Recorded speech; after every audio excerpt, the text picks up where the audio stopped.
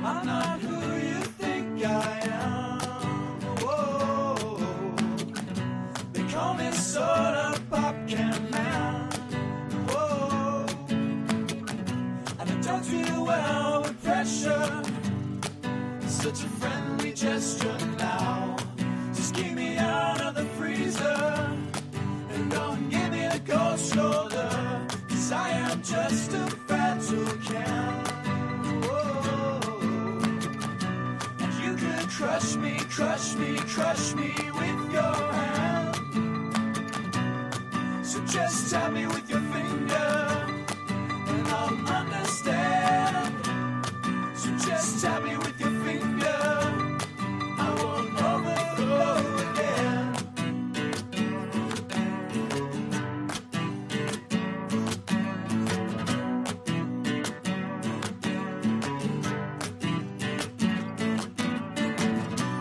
I'm not who you think I am. Whoa. They call me soda pop can man. Whoa. 'Cause I don't deal well with pressure. It's such a friendly gesture now. Just get me out of the freezer. And don't give me a cold shoulder. 'Cause I am just a fragile man. I'm a castle made of sand. Here comes the tide again to wash me out to sea again.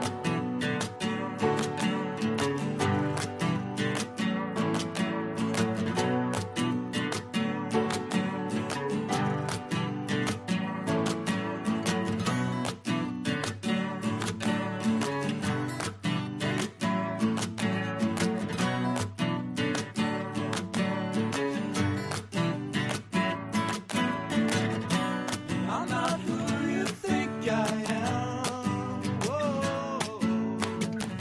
They call me soda pop can man. Whoa. 'Cause I don't do well with pressure. Such a friendly gesture now. Just keep me out of the freezer. And don't give me the cold shoulder. 'Cause I am just a fragile can. Whoa. You could crush me, crush me, crush me with your hand. So just tap me with your finger and I'll understand. What's up? See. Hey, that was good. I watched your thing, most of it anyway. Oh, praise God. Yeah, I think the it's an interesting. Have you ever, like, do you remember when Eric was on and you guys were like,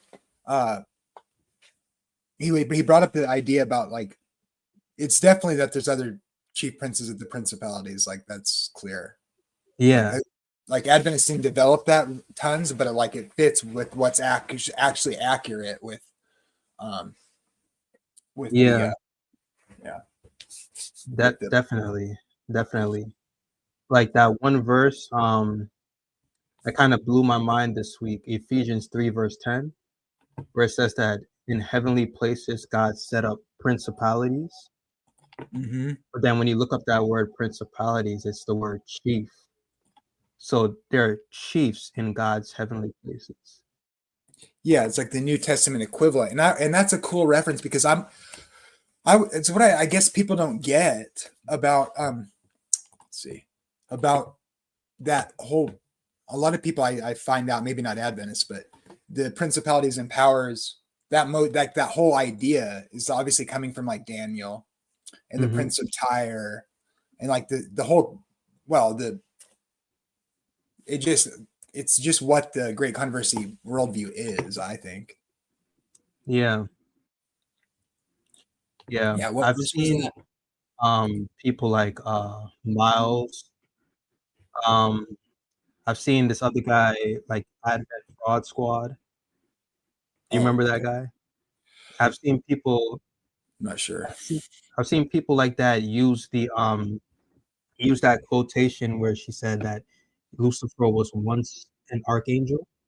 That quotation, and they'll say like, "Ah, you see, God had to in the Adventist point of view, God had to exalt Jesus to being equal with God because he was once equal with Satan because they were both archangels." But it's just completely twisting like what she means, you know. Like clearly in the Bible that Jesus is the chief prince, but there are others that can bear the name chief prince or chief. Yeah, I kind of take not necessarily an Adventist view, but it fits with it. Is like what Eric brought up in like God, like like it's like God is sovereign and God is over. He's so like it's just like with Second Thessalonians 2. God sends the strong delusion, but it's like the working of Satan who's working against God, trying to sit in the place of God. But it's like it says God sends the strong delusion, and people mess that up. It's like, oh, Satan works for God. And it's like, in a sense, yes, right, but not.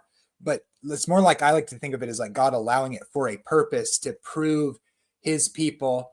And so it's the same sort of thing there. It's like they're like God allows them to have status of some kind or whatever, but they're not in charge per se. But it's kind of like Satan is the ruler of this world, but not really. It's really Jesus, right?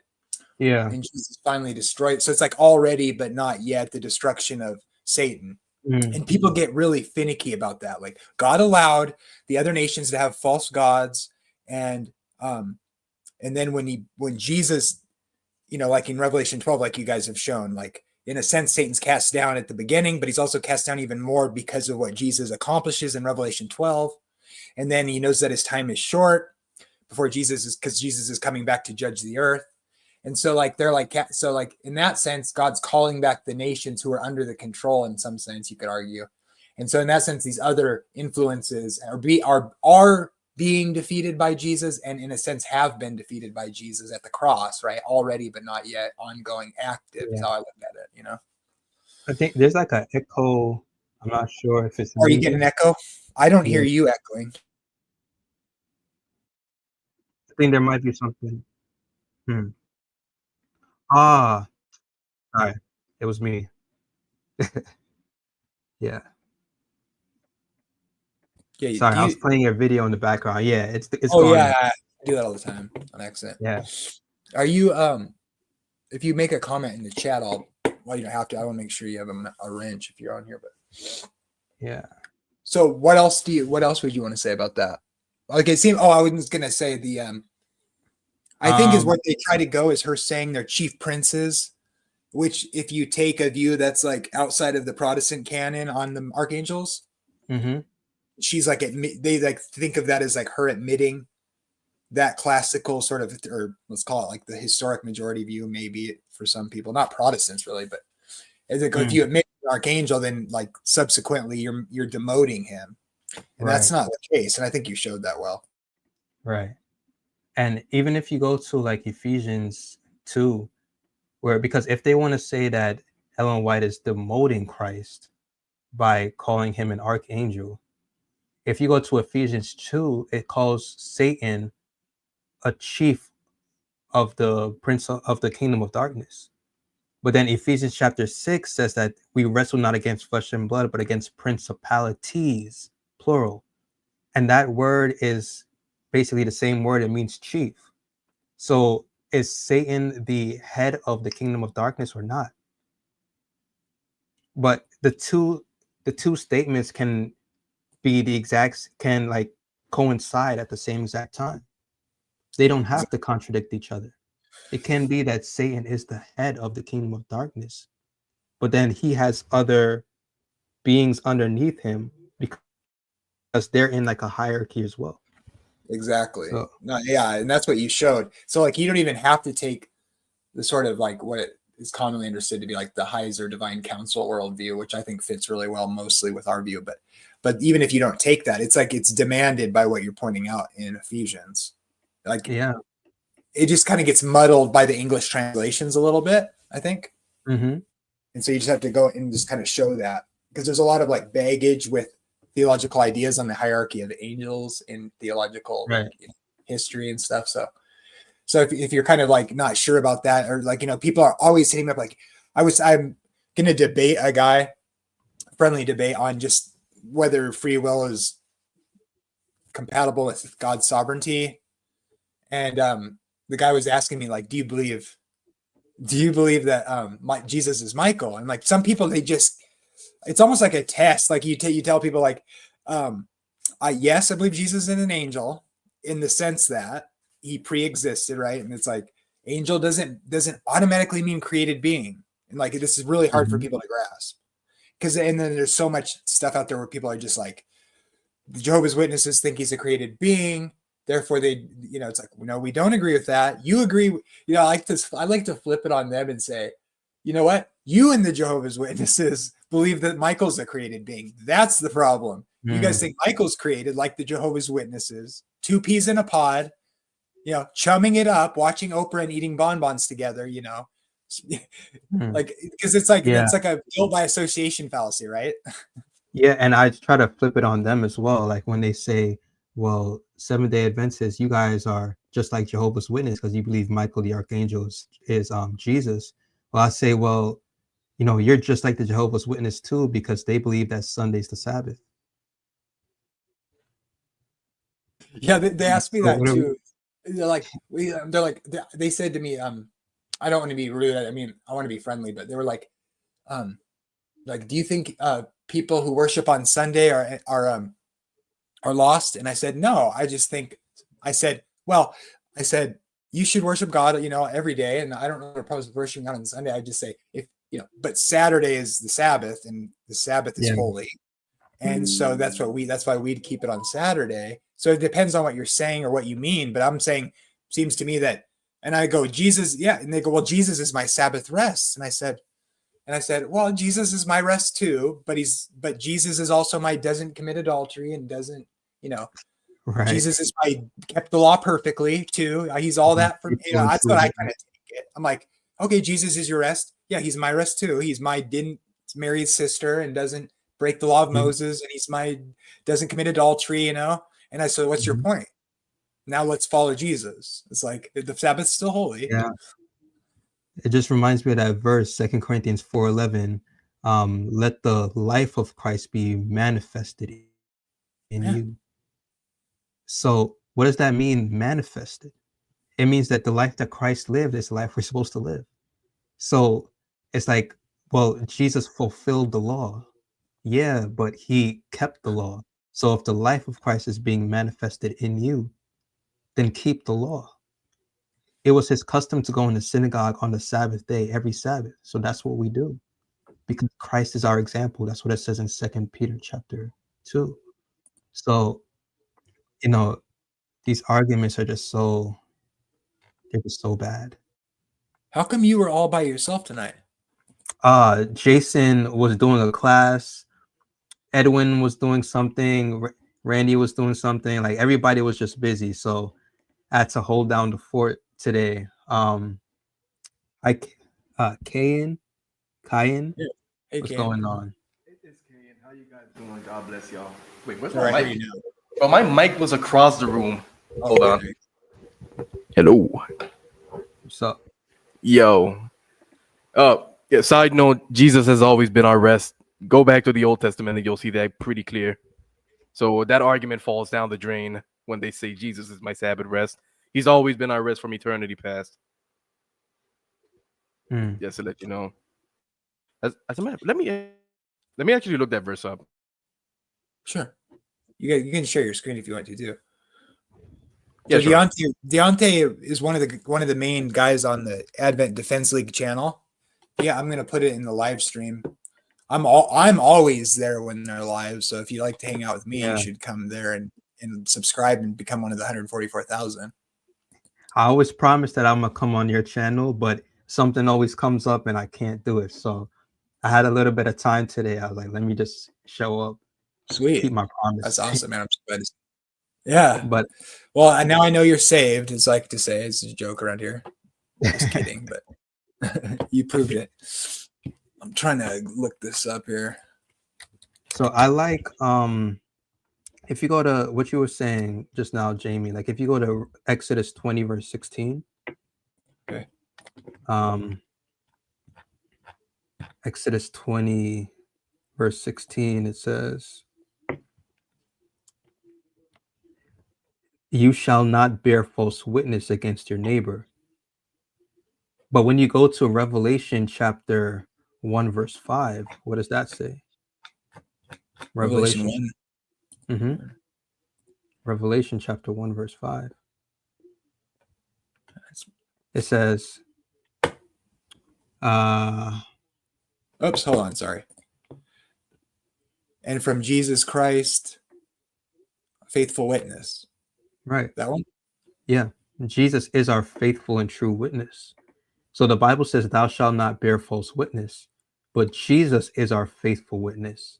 So if Jesus is our faithful witness, does that mean that we don't have to literally keep the 9th commandment that says, I "Thou guess shalt not so. bear false witness"?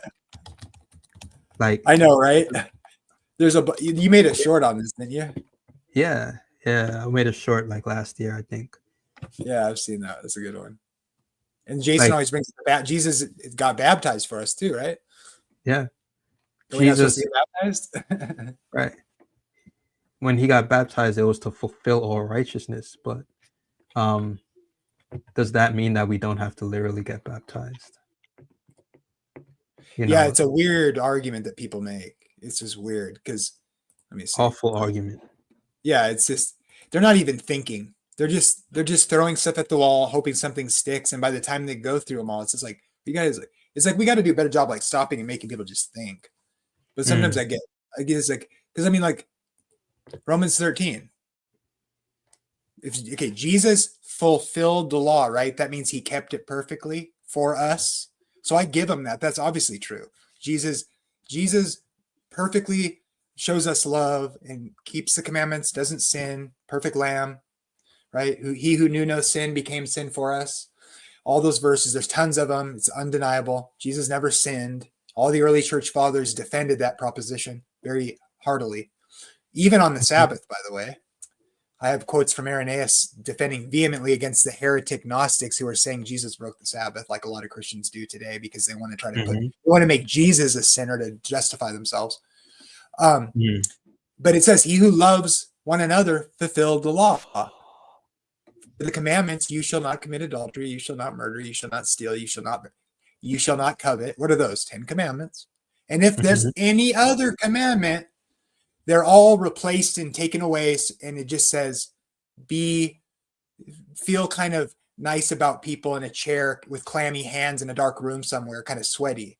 No, if you keep the commandments, that's what it means to love people, because love doesn't do harm to a neighbor. It puts them first, so you don't commit adultery with them. You don't steal from them, because when you do those things, it's the definition of not loving someone. It's more than that. But obviously, if you do these things, you're blatantly have no regard for their well-being. And so love doesn't harm to neighbor. Therefore, love is the fulfillment of the law. Jesus fulfilled the law. This is what we do. We love our neighbor, which fulfills the law, doesn't replace it. It means when you love God and you love your neighbor, you do the things that are in the law. Obviously, this is like Christianity 101. Yeah. And you know what you brought up just now? They'll say, "Oh, well, the Sabbath wasn't explicitly mentioned there, so that means we don't have to keep it." Well, that's a ridiculous argument, because there are other things there that are not mentioned also, that are one of the 10 commandments, that are part of the 10 commandments. So should we not keep? So does that mean that we shouldn't keep the other ones? And they'll just answer it, say, "Oh no, that's ridiculous. Obviously, we need to keep it." And then all you have to say, "But why are you talking about the Sabbath then?" And at that point, they'll just shut up and never talk about that verse again, because it won't make sense. It won't make sense once you bring that point up. But yeah. And specifically with the Sabbath one, and like Psalms, like I was talking about earlier, Psalms chapter could you bring it up, Jamie? Psalms chapter 62 verse 3. 62. Okay. Yeah.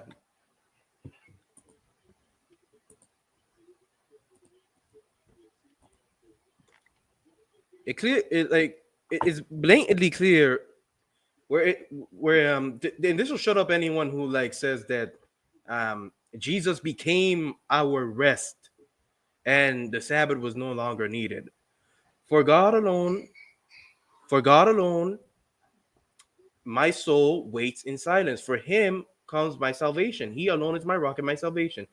Wait, am I quoting the first? Oh no, my bad. Yeah. He is my defense. I shall not be greatly moved. Is it the right one? Are you thinking of Isaiah 60? Something else? No, I think this is the wrong one. I'm reading the wrong verse.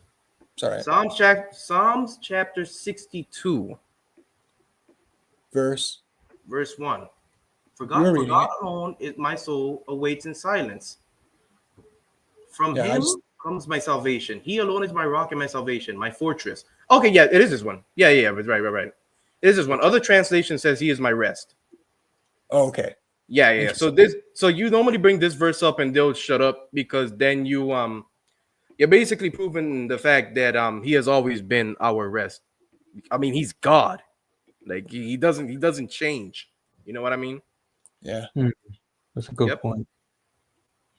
That's a great point. I like just to add on to that, and then I'm gonna have to go because I have a guest there. But if you go back to Romans chapter 13, Sure. something that I like to bring out to them.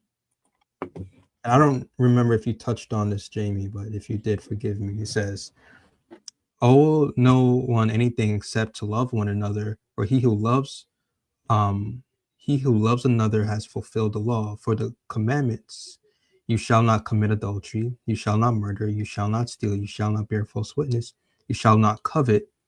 And if there is any other commandment,"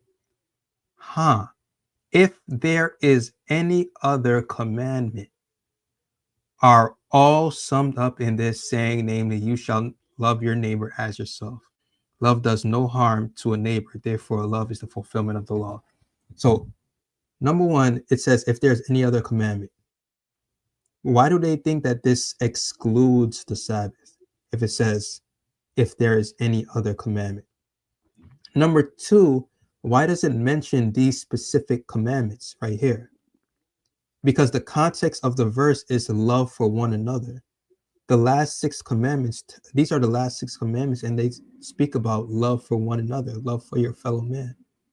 So this is not excluding the rest of the 10 commandments at all. Another thing I want to bring out too is they also love to use Hebrews chapter 3, verse 15.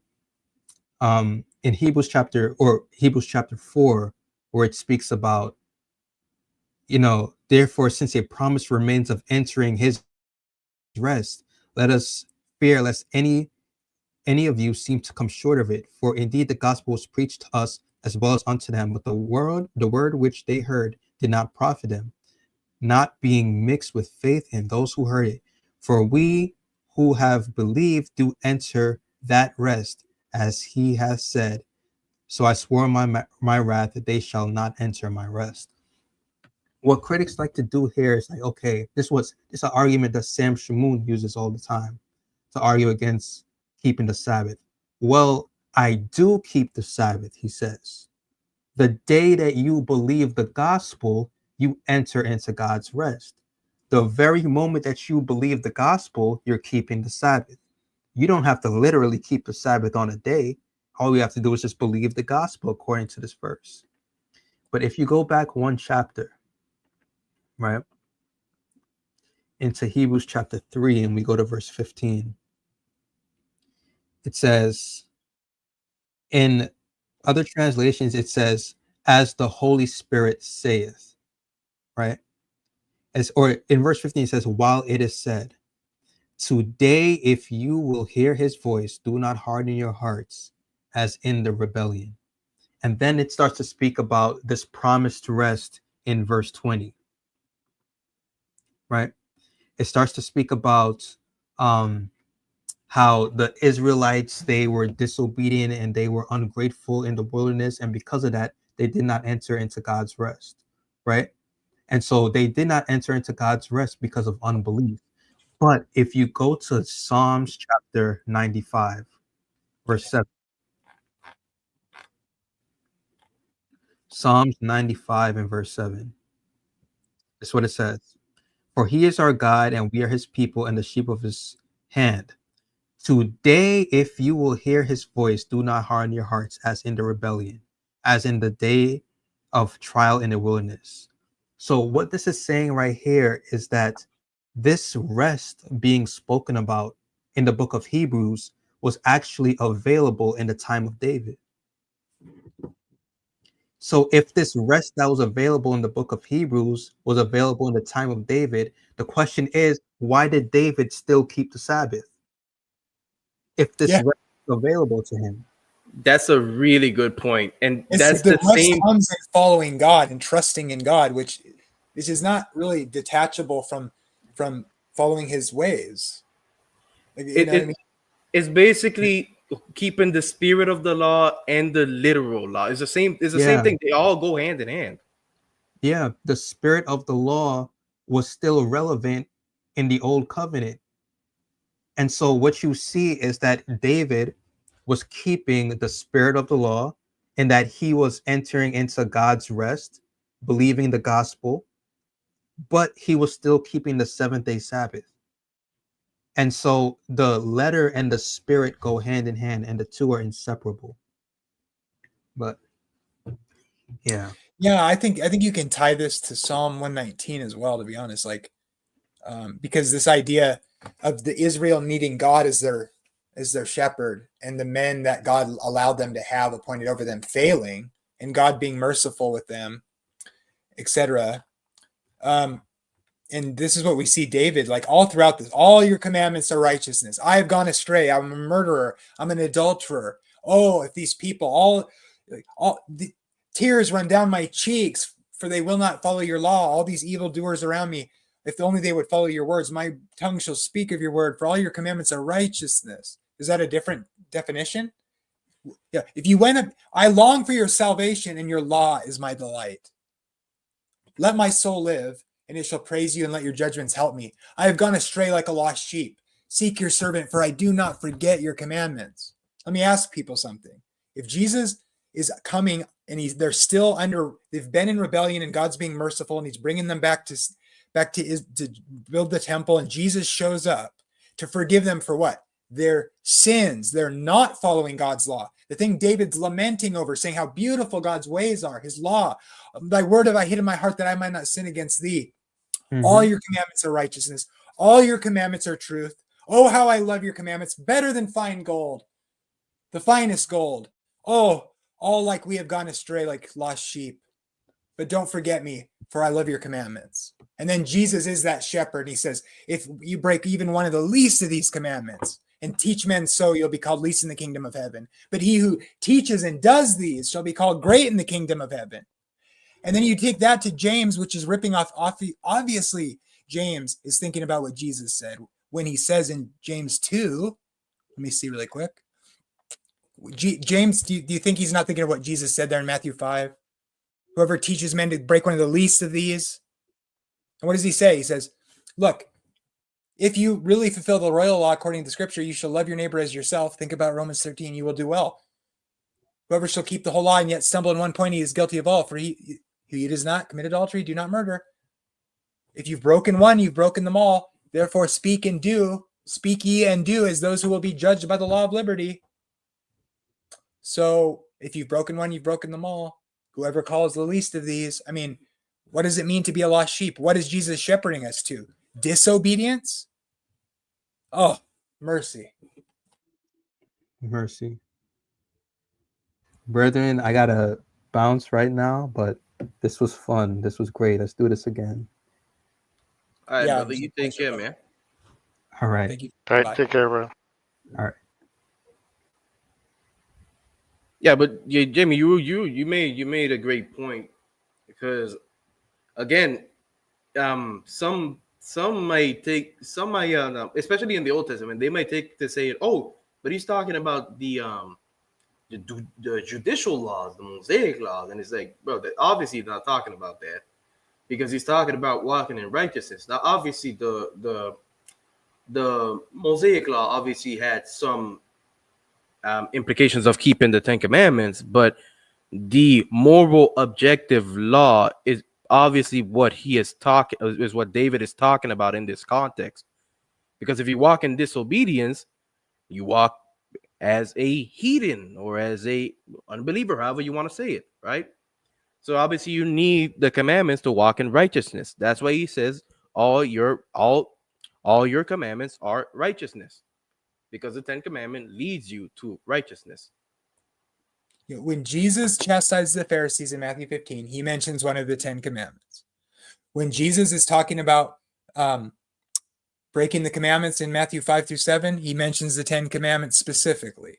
In James, when he talks about breaking one and breaking them all, if you've broken one, you've broken them all, he quotes the 10 commandments. When Paul says, if you love your neighbor, you'll fulfill the law, he quotes the 10 commandments.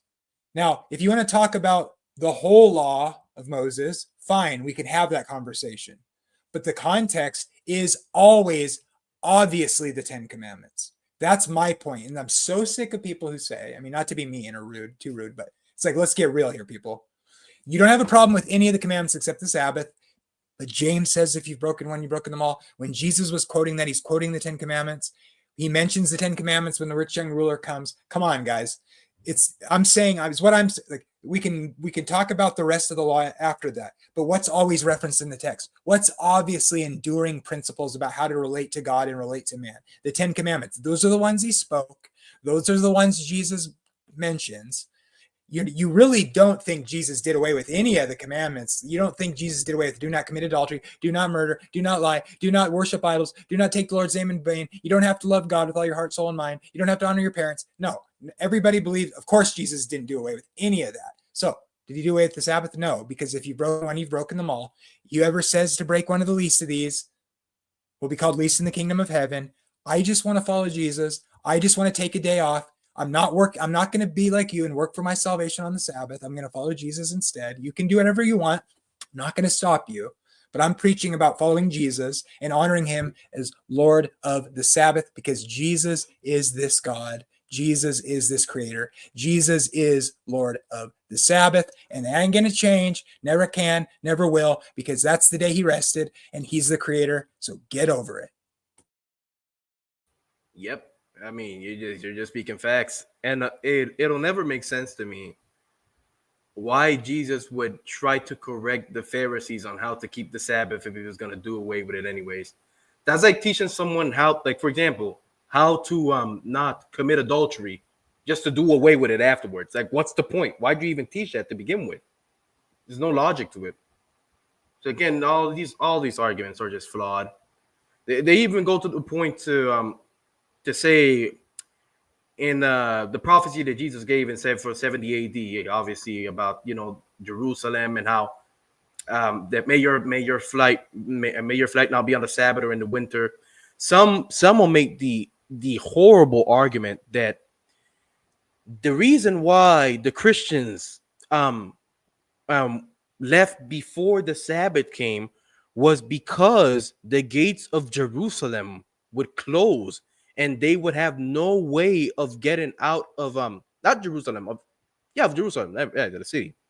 And there would be no way for them to get out of there. One, Jerusalem is not Israel.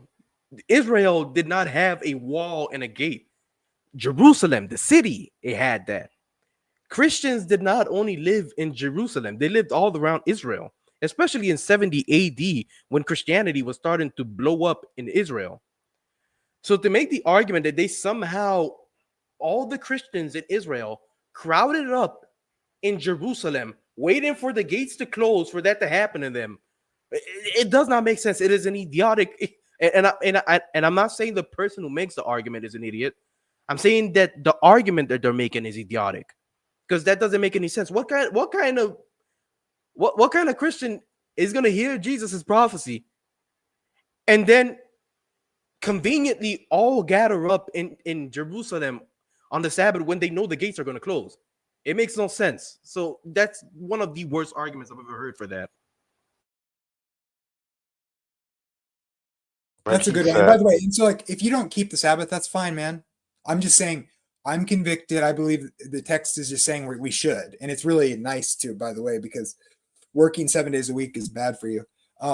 but I'm just saying I'm defending my view and what I honestly believe the Bible is teaching, and I want to have integrity with it. So like if you're not there yet, you don't believe, you don't agree or whatever. I'm just saying like I'm convicted about what I read in the text and for the integrity of what Jesus said. Because I have a question. Yeah, go ahead, buddy. Do you think that the reason a lot of Christians hold this view of the Sabbath is because they're Gentiles, and by nature of being Gentiles, they don't see the need to keep the Sabbath?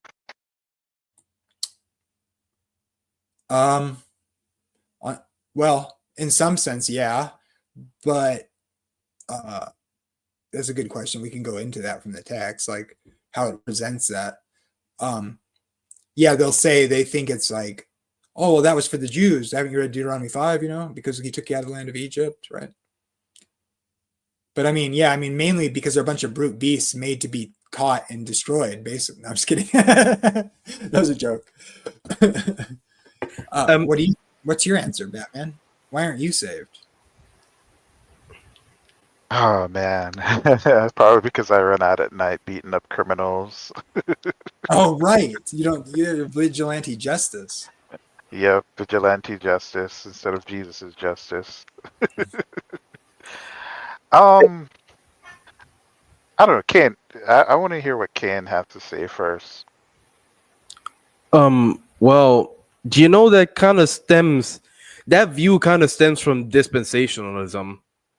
Because most dispensationalists will vehemently say that the Sabbath is only for the Jews, and that Christians is either don't have a day of worship anymore or they keep Sunday. And most dispensationalists hold the former. They don't really hold the latter. You only hear that from like the Reform camp, to be honest. But there are some that do say, oh, it's Sunday, but it's a very small minority. So the vast majority of them will say that it's all. And that's basically where it stems from. If you ever hear a Christian say that it's for the Jews, 99% of the time they're dispensationalists. So, That's a good point. So is there some kind of crossover with Yes. dispensationalism and, let's say, free gracers, where Free they grace think the comes from law? dispensationalists, yeah. Because so historically, all the churches, the people don't realize this because this is a modern effect, and I've looked at this pretty well and thought about this for a long time. It's like this, and people are very inconsistent, and their ideas are cross mingling. Just especially now, and they'll like make arguments that don't work together. Like, oh, it's because of this, and then you'll show them that that's wrong, and then they'll throw some other poop at the wall and see if that sticks. And you realize they haven't thought about this. They're just like things they've heard, they'll grab. That's why Sam Shamoon made the dumb argument that Deontay said, even though he's a Catholic. Oh, Jesus is my Sabbath. That's not what the Catholic position is. Everybody said the 10 Commandments were binding. The Catholic Church claimed to change its solemnity. They all used to say that. And then they used that against the Protestants at the Council of Trent. Oh, you say you only follow the Bible. Well, the Catholic Church changed the Sabbath, not the Bible. Why do you keep the Sabbath? Because you follow the church. And so that means you think the church has the authority to change God's law by her divine decree. And you're hypocrites. And they're right. That is, but now today it's like Presbyterians try to make a case that the Sabbath is changed in the text, and it's pathetic.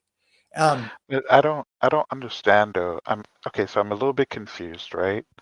Mm-hmm. If the view is that the law is nailed on the cross, including the 10 Commandments, right? Then what law is it there for the Jews to follow in the first place if that's nailed on the cross? Right. Yeah, that's a big point of why clearly dispensationalism, the separation is ridiculous. Because This is why I say God established the new covenant for the Israelites under the old covenant with Israelites in the first century. That's why I always say the church is Jewish. And by that, what do I mean? I mean, if by Jews you mean the old covenant people that's whose remnants live in Israel today and around the world that are related to Abraham, those people, their lineage, the sons of literal Abraham that lived in Judea in the first century, that's who Jesus came in the 70th week of Daniel to bring them their new covenant. The covenant God made with them at Sinai, he ratifies into the new covenant as a fulfillment of the promise to the Jew first, then to the Greek. He establishes that new covenant promise. That's why Jesus said, I only came to the lost sheep of the house of Israel. Because he's fulfilling the 70 weeks of Daniel to bring the promised new covenant of Ezekiel and Daniel and Jeremiah that was foretold for the Jewish people. But the bigger story is that, and it's hinted at in the prophets, is that this would be God's way of calling back all the nations. But he's doing that through the sons of Abraham.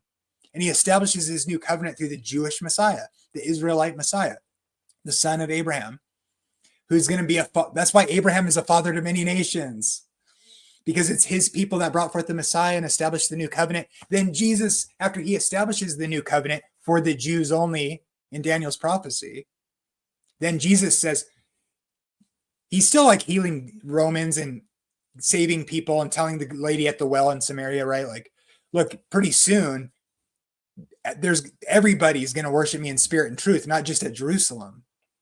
Because this is God's way. This is the mega sort of canonical thrust of the Bible, that God would establish this thing with his people, which he did in the first century. And then he sends them, go ye therefore into all nations, baptizing them in the name of the Father, and the Son, and the Holy Ghost, teaching them to observe all things which I've commanded you. Go make disciples, call them into the family of God. And now the Gentiles are being grafted in to the root of Israel, which is this whole plan of salvation that God's been implementing through the Israelites, which ultimately bring forth the Messiah. So it's like, you know who's replacement theology? Dispensationalists are replacement theology. Why? Because they'd say the church is for the Gentiles. And that's not wrong. So there are two different so there are two different churches. See, this is so there are two different salvations and two different churches, basically. They won't say that. They don't say that. So I want to be fair. The main error to me is like, well, God made promises to Jews that he's going to fulfill in the future. Well, I hope that's true. But how far do you want to go with that? There's a panoply of different nuanced differences, and they argue amongst themselves till the cows come home. That's why I just say at the end of the line, this is what happened. Jesus' church is Jewish. He established it with all Jews, for Jews. That's why I call it fudge budge. For us Jews, by us Jews. Not because I'm saying I'm a Jew, but I'm saying what he did was bring the new covenant to his people. And the nation, the leadership didn't agree with him, but God predicted that would happen.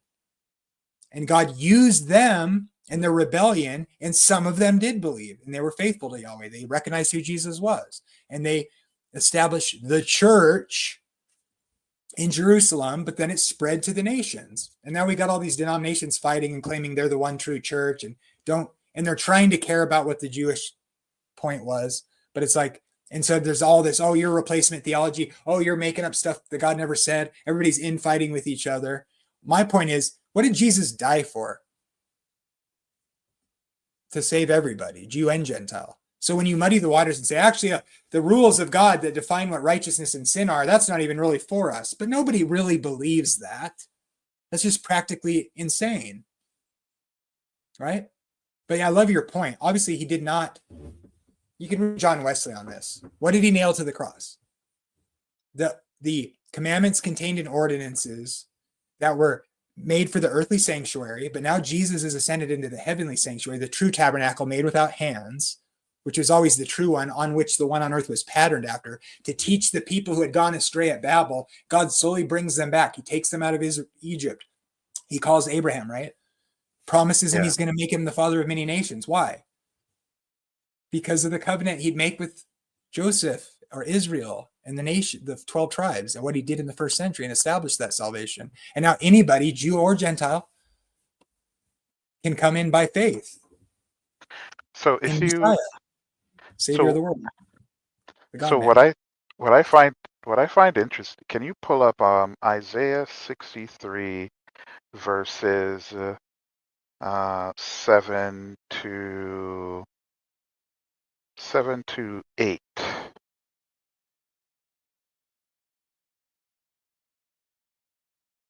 I'm trying to find like I'm trying to understand like maybe there's some Old Testament scripture that they're like linking to about like two savings essentially taking place.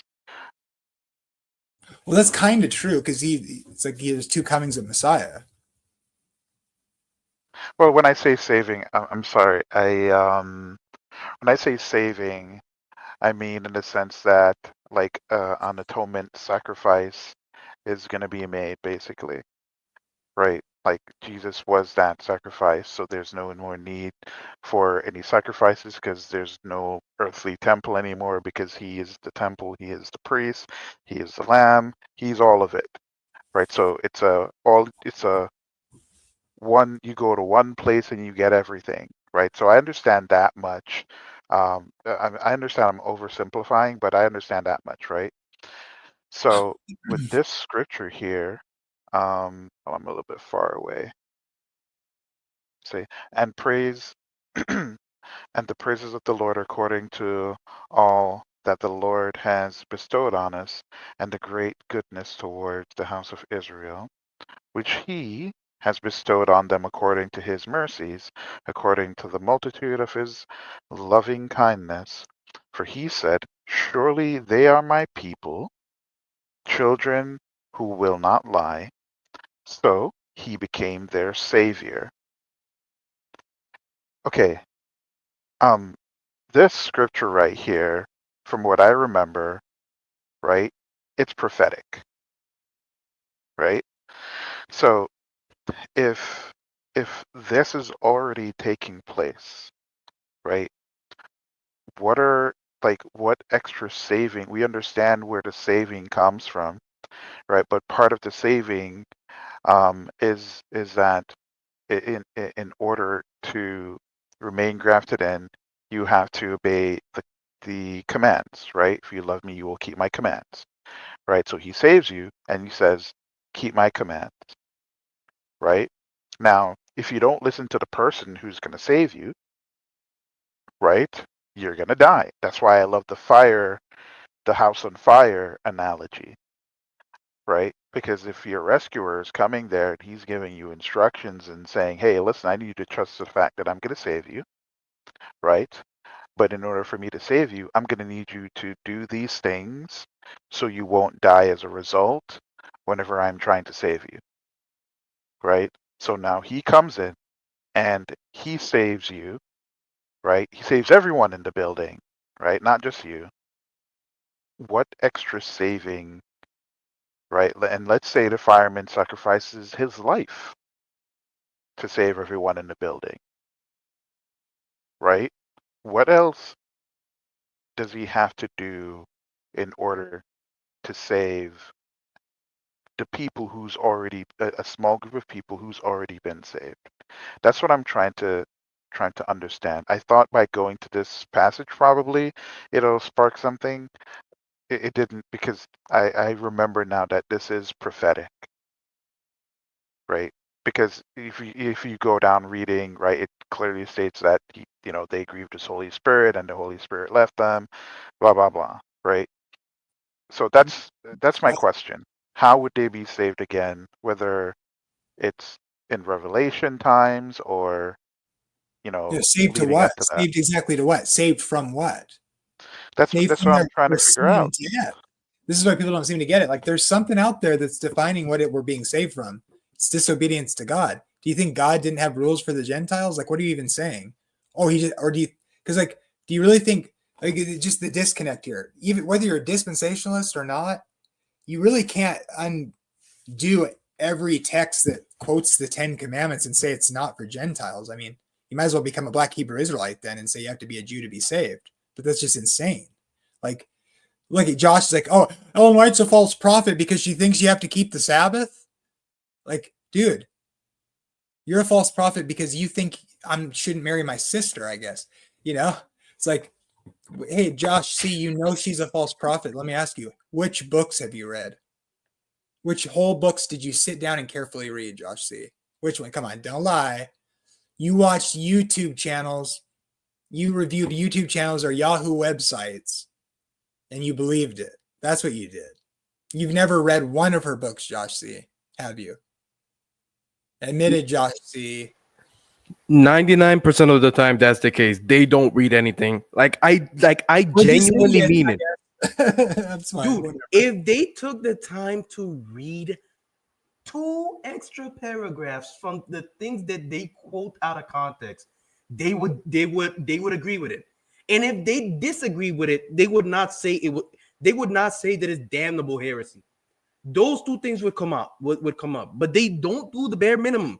And that's what got me so ticked off when I made my video. You could see, like, little by little, I was kind of deteriorating.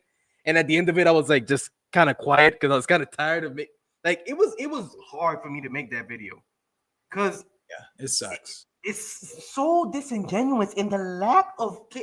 How can you call lack someone, of care, right? Yeah, it's like, Josh is getting better though. I'll give him that. He's getting better at being nicer, and I appreciate that. Hey, but that's good job, Josh. Good job. I'll give you a thumbs up. He's a lot nicer than he was at first, so I see the spirit working in him.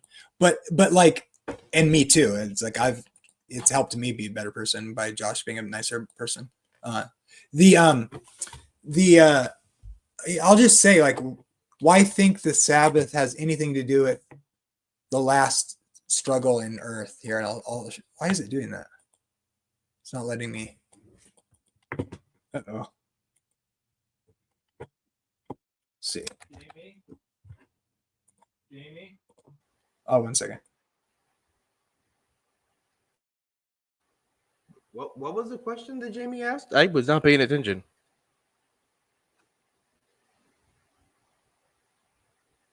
Sorry, my dad was calling me for a second. I was gonna point out that and it was frozen. It was messing up here. Let's see if it works now. Let's see.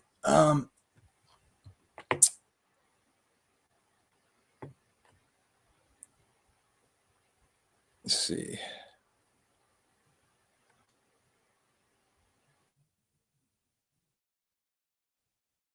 I don't know why John doesn't come up. Yeah, it's open. It's open stream. Look at it says. This is in history here. This is right before Jesus comes back and judges the evil, and it says, "Fear God and give glory to Him, for the hour of His judgment has come." So look, you know what that means? It means God's judgment before He returns is done. This is the last call to be reconciled to God, because His judgment has come, and the call is to do what? Worship Him who made the heavens and the earth, the sea and the springs of water. What does that sound like? Sounds like what? The Creator God. It's call back to God of creation. What does Jesus say? I am Lord of the Sabbath. It was made for man. And when He's telling them that they're not respecting it properly or He doesn't do away with it. He couldn't, or he'd be a false prophet, because they're still under the Old Testament when He says that, right, in Mark 2. So He's like, no, I made the Sabbath for man. So we find out in John 1 that Jesus is the Creator God. Then in Daniel, we see the one that comes who's riding the beast, in which is the Roman Empire, the 4th beast. Okay. And it's a woman. And what is a woman in the Bible? It's God's people. Okay. Because Jesus' bride is God's people. Israel, the church, is God's, He's saving humans, right? And this 4th beast, who sits in the temple of God, claiming to speak for God, speaking blasphemies against God, who's riding the 4th empire, which is Rome, because it's around when Jesus shows up the first time. She claims to speak for God and do things like change God's times and law. She seeks to change time and law. And then in here, right before Jesus comes back, it says, fear God because His judgment has come. Worship the Creator God. But there's this other person who's a harlot woman riding the 4th beast who seeks to change God's time and law. Now, there is a Roman group of people who are God's people who sought to change God's times and law. And here we have calling back, saying, worship the Creator God. Jesus is going to destroy the beast power that opposes God, and says, what did Jesus think about Jesus? What did He tell the Pharisees? You're hypocrites because in vain do they worship me, teaching for doctrines the commandments of men, making void the commandments of God. You don't honor your mother and father. You pretend to, but you don't. And so in vain do you worship me, teaching for doctrines the commandments of men, making void. Isaiah prophesied of you. So I would recommend, by Jesus' example, if you ignore the commandments that God said, which define what sin is, which is what Jesus is saving us from, and you make up your own rules, which make you disregard what God says to do, you're doing what Jesus chastises the Pharisees for. And a lot of the people that do that are like the Pharisees. And when Jesus said, you're full of doing sinning, and they were like, oh, how dare you? We're not sinners. We're sons of Abraham. In fact, we're blessed by God because we're rich and we have the oracles of God. And we are sons of Abraham. We are covered, drenched in Abraham's sauce. We couldn't be sinners. And Jesus is like, everything I just said. I'm just saying, maybe I'm wrong. I don't think you're lost necessarily because you don't keep the Sabbath. I don't think that. But I just want to follow Jesus, and Jesus seems to want us to keep his commandments. I'm just saying. It's all in there. Like it's not that you're so like at the end of the day, the Sabbath is just another one of the commandments. Dude, we break the commandments all the time, unfortunately. Through Christ, we tried to keep them, but we stumble a lot. So if you're not keeping the Sabbath, it's basically the same as committing adultery, fornicating, lying, stealing. It's one of the 10 commandments. And the reason why Sabbatarians and especially SDAs really emphasize on Sabbath keeping is simply because we think you're not keeping one of the commandments of God that has always existed from the moment Adam and Eve started to breathe air and walk on land. They were keeping the Sabbath, and it's supposed to go on even onto heaven. The same thing with every other law. They weren't mentioned in creation, but obviously by using logic and common sense, you know that they kept it. So why act different with the Sabbath? Again, I hate to be that guy. I just hate, but it's like if I don't say it because I can see it in there, it's like it's what I think is there. So I'm just like, dude, if I don't say anything, I would be a chump. So whatever. I mean, what's your opinion, man? I tend to actually like non-SDA people more. I get along with non-SDA people better. That sounds like an insult towards me. No, not you. You're not that person. I'm just saying, like, generally. Yeah, that is true. That is true. But it is in there, man. I appreciate that. Oh yeah, like because I definitely sin all the time, and I have to repent of that. It's a work in progress, man. Like I mean, every day is a sanctification day, so that's just how it goes. And you know, we're Wesleyan, so we do hold to full sanctification. So there's some people out there. Some people out there might be able to do it. I don't know about myself, but there are some that might be able to do that. But I work every day to through Christ to sanctify myself. So there's that. Yeah, Josh is saying Martin Luther called him out. Let's see. He keeps it better than us. He says that's good. Yeah, good. That's awesome. I think everybody needs a day off. So I mean, it's a good thing, man. Keep the Sabbath. You take a day off. If you work every day, man, you're gonna be in big trouble. I mean, look, dude, you can do whatever you want, man. Do whatever you want. I'm just saying. I think the Bible says, the Sabbath is holy and Jesus is Lord of the Sabbath. And I thought people wanted to follow Jesus according to the Word of God, but I mean, if you don't, it's all right. Or if you don't agree, that's fine. But one thing that I'll say, just real quick, Batman. One thing that I'll say, if you're a genuine believer and you happen to keep Sunday as a holy day, and whenever the mark of the beast is instilled on the world, if you're genuine, I know for a fact you're gonna be like, hey, that looks pretty bad. I'm not gonna take that mark. Let me go ahead with the Sabbatarians. So I'm pretty sure that if you're a That's what I true tell people believer, too. So that's fine, dude. If you don't like it, don't do it. But just remember what I told you. And so, like, when you see it coming, if it Yeah, be comes, if it prepared. happens, join us. All right. That's all. yeah, don't become part of Babylon because that permanent mark does not go away. That's for sure. You know. What are you gonna say, Batman? Hey, Mikey. Oh, I was gonna. I checked the chat briefly. Yep, that's what I was gonna say. He's a Sabbath keeper. But with this in mind, right?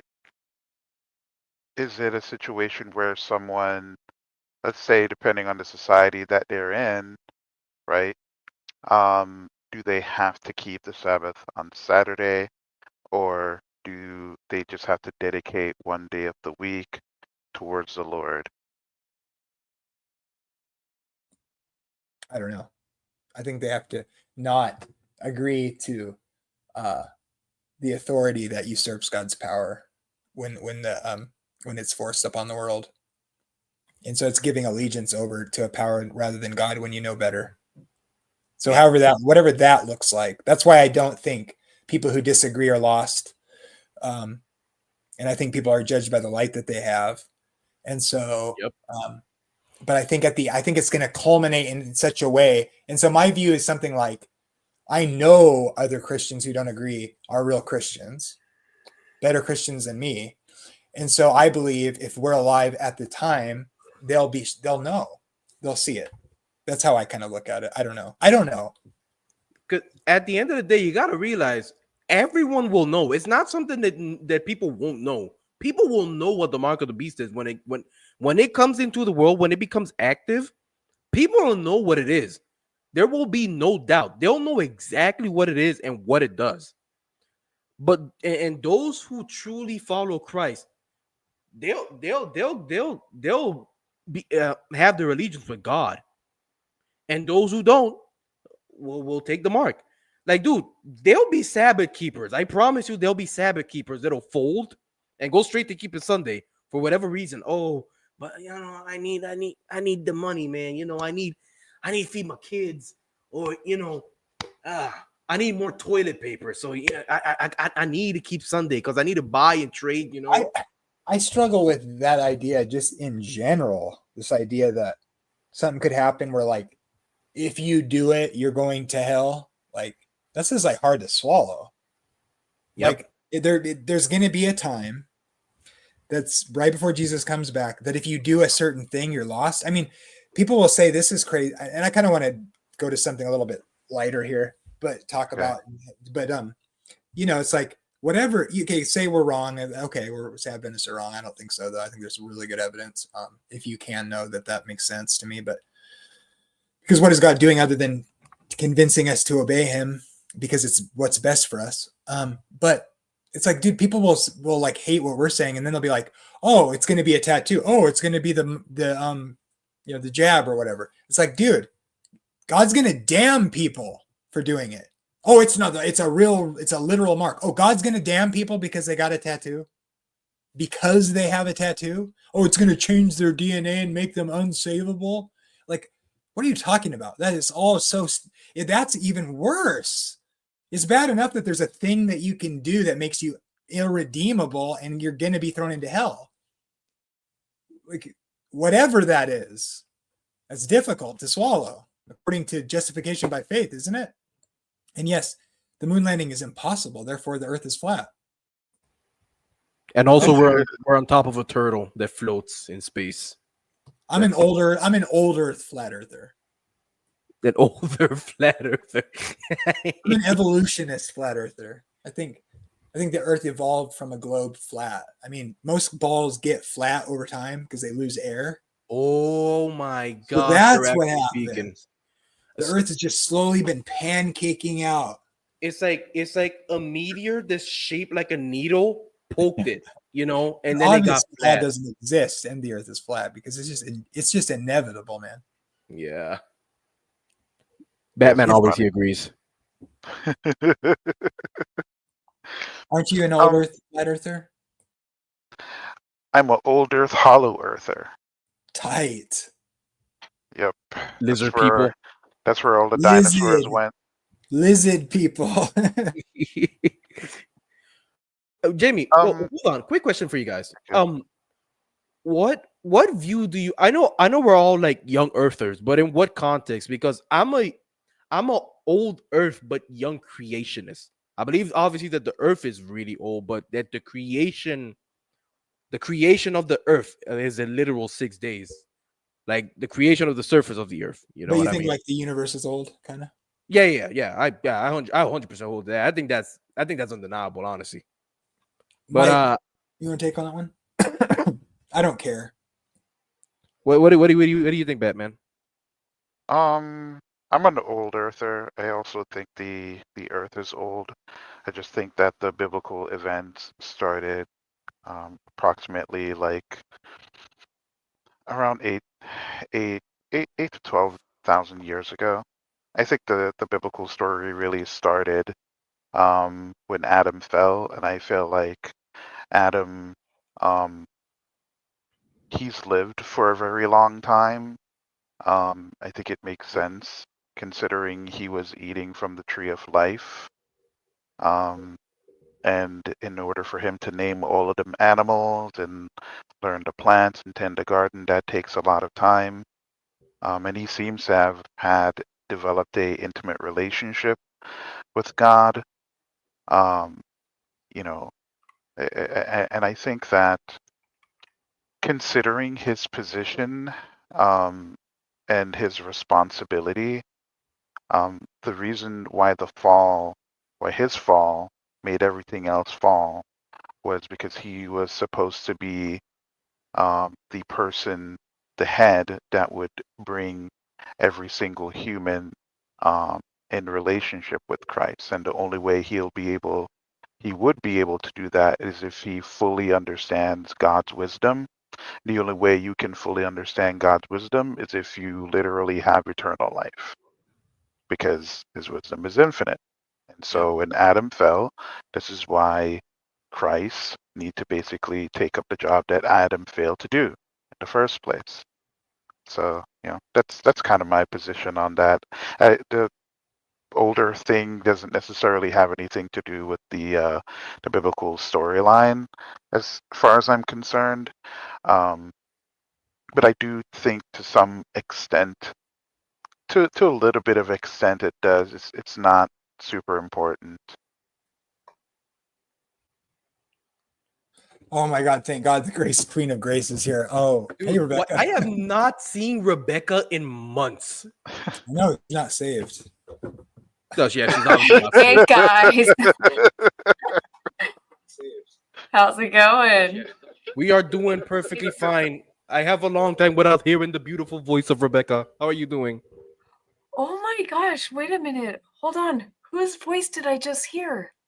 It is the great Kayan. Kayan philosophy. Wait a minute. It's the first time I'm seeing you on camera. Heck yeah, I'm starting to show my beautiful, luscious face. I gotta compete against Jamie, so you know. Amen. Oh, wow. Love to see your Okay. shining I faces. recognize the voice, but anyway, it's interesting. Cool. Yeah. So Yeah, wait, those I who heard show their old faces Earth are talk funny. going on. What are you guys talking about? These heretics are not saved because they think the earth is old. Yeah, pretty much. Yeah, I'm totally not saved. Rebecca, Rebecca, Yeah, Rebecca, tell us why so Kayan is a younger, he's an old universe young creationist. a gap theory, pretty much. That's what I hold to. And Batman is a Huguenot, a Hurongonot, I think, right? You wrong or not? I'm just kidding. I like Hugh Ross. He's just, I don't agree with everything he says, but so tell them why you discovered some good evidence why that doesn't work. You mean the Big Bang stuff? Yeah, like why the universe is not old?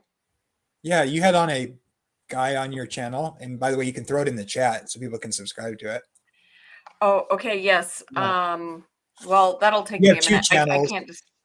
Yeah, I'll look have at it. to pull it up. I'll do it. Okay. So, well, guys, first of all, the issue is about the Big Bang, is that the evidence for it is very poor, and it is filled with placeholders, entities that have been invented that we don't have observations for that hold up the model. Okay, so I don't think anything that we have supplied as evidence for the Big Bang is actually good evidence for the Big Bang. Now, what are the things that cause you to believe in the Big Bang? Me understanding the evidence, I mean, and what evidence? I would say the mainly the expansion of the universe. That would be one of them that I would use, for example. Okay, now, do you know why they proposed that the universe is expanding? Yeah, because it's been observed that the galaxies were basically flying away from each other, and they noticed that space, or the space-time fabric, is actually expanding and causing that acceleration, which is pushing these galaxies far apart. Okay, you're doing well.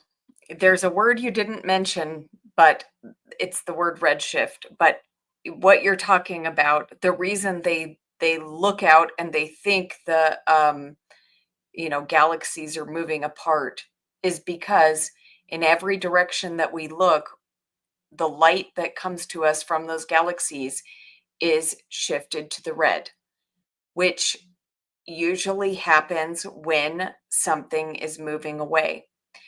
But there are also other ways to interpret the redshift. And actually, so the way that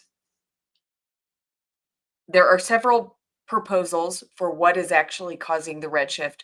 One of them is called tired light, and it's something is happening to the light as it passes through space, plasma, and the farther away that it is, the farther, it's proportional, the distance that it travels is proportional to the redshift that we see, like the amount of redshift that we see.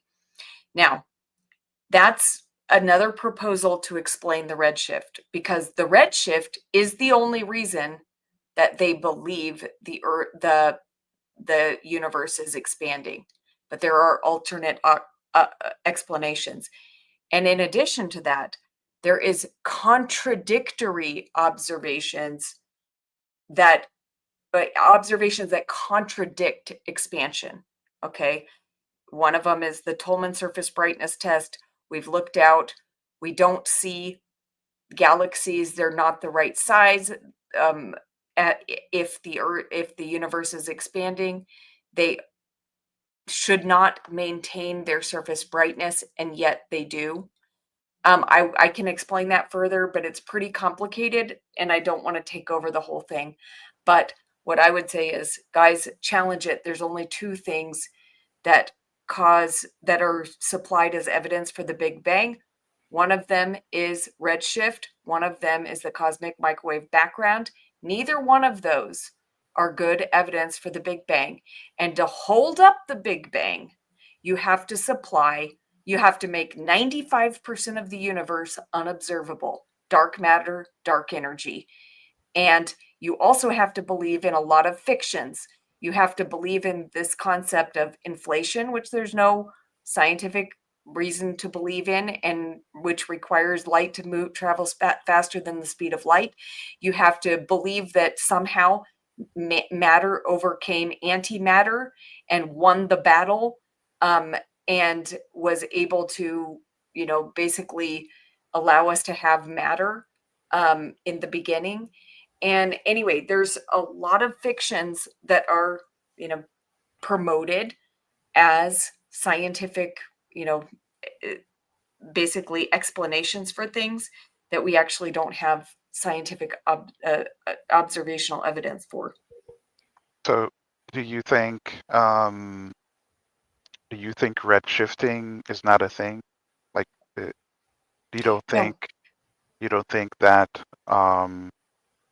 the way how light operates is in the form of a wave and a particle? No, redshift is firmly established. Redshift is something we observe over and over again. We see it with almost every like body that we look out in the universe at, unless it's something really like there's a few galaxies that are moving closer to us, but by and large, everything is moving away. Well, we quote unquote say moving away, but there is another explanation. And actually, the expansion of space, that's a weird explanation. If things look like they're moving away, the most natural explanation is that the Earth is in the center of the universe and everything is moving away from that center. But I don't believe that.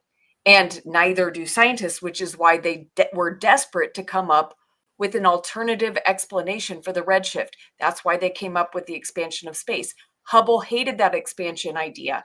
He thought it was nonsense. He actually preferred the idea that something was happening to the light as it moved through space that was causing the redshift. He did not believe that anything was moving away from us. He eventually got won over to the other side, but he reluctantly did so.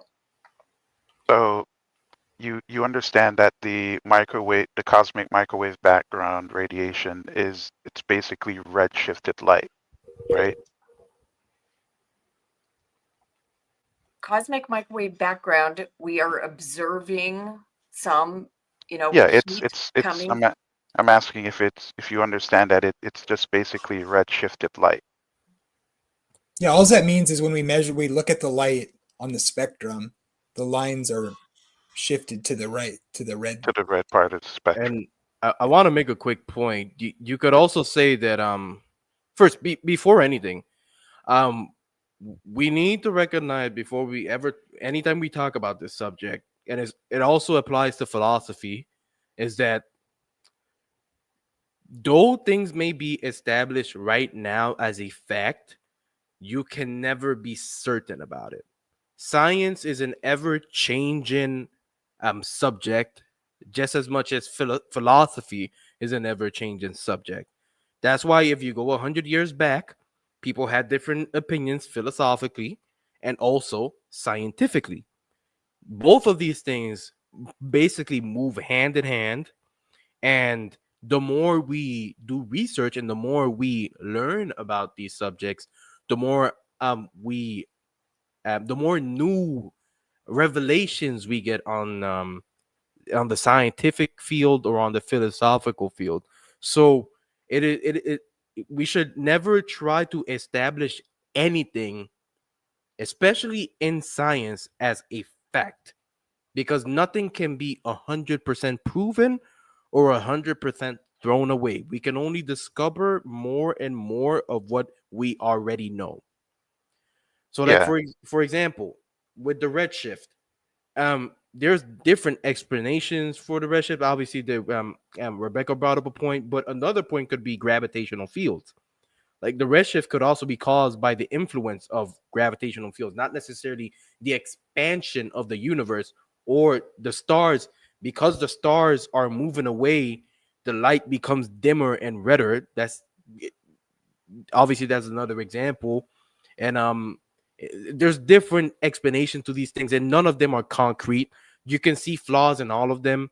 And even when it comes to the Big Bang, there's reasons to believe in it. And I personally don't have an issue with that, because at the end of the day, who caused the Big Bang?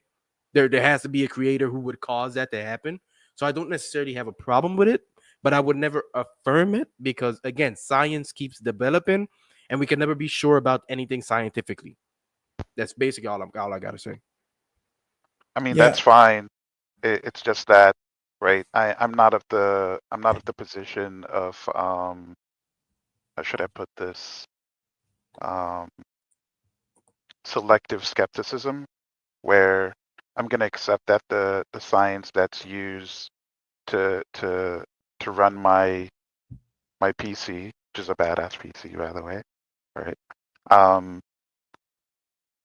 Somehow it's not as useful, or it doesn't work properly in the observation or experimental processes when it comes to astronomy, right?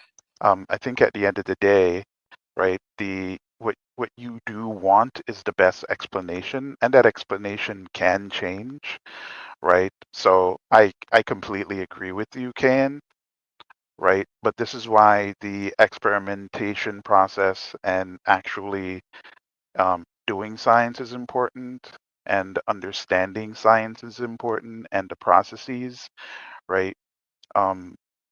So I get the skepticism. I think it's important to have skepticism. I think you'll find that a large percentage of scientists are constantly trying to, be that one person to kind of like poke holes in a theory that is generally accepted and is used daily, right?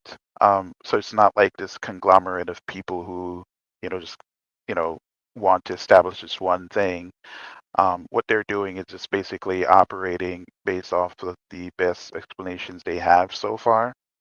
And so if someone engages me in a conversation and they like use certain terms that, as far as I'm concerned, I've never really heard, right? And like I'll ask questions. Okay, so how do you, come to this conclusion? What's the mechanism behind it, right? Like I'm expecting a explanation as to how it works, right? Because essentially what redshifting is, for example, oh crap, Terry has a twin. Okay, Jamie, you get one and I get the other. We'll bust out the rings. Okay, too late. So I'm just saying, right? The light gets redshifted over time. The farther away the object is from us, that it's being reflected off of, right? And that's one of the ways, judging by the wavelength, that's one of the ways of how you can use to determine how far away, for example, a star is or a planet is away from us, right? And there's a specific way that that is free and open for you to learn and to try yourself and to do your own calculations to see if it's truthful and verifiable as a method. So when I hold these positions, I don't hold them simply because I trust what scientists say, right? It's stuff that I actually look into. Some of them I actually tried like little experiments myself just to verify myself, to make sure they are true. Right. No, But did you know that, like, yes, we've established, like I said, the redshift, there is a correlation, a predictable correlation between the distance of the object and the amount that it's redshifted. But that does nothing to tell us what is causing the redshift. Okay. So when we say what is causing the redshift is the expansion of space, we actually don't know that. And I'm letting you know there is some scientific observations that contradict that. So that's all I'm saying. And I do But think cosmology, and I'll let you respond in 1 second. I just say the last thing, and then cosmology is much different than what makes your phone work and the things that we're using, with computers and the medical technology, things that we're actually putting to use here on Earth.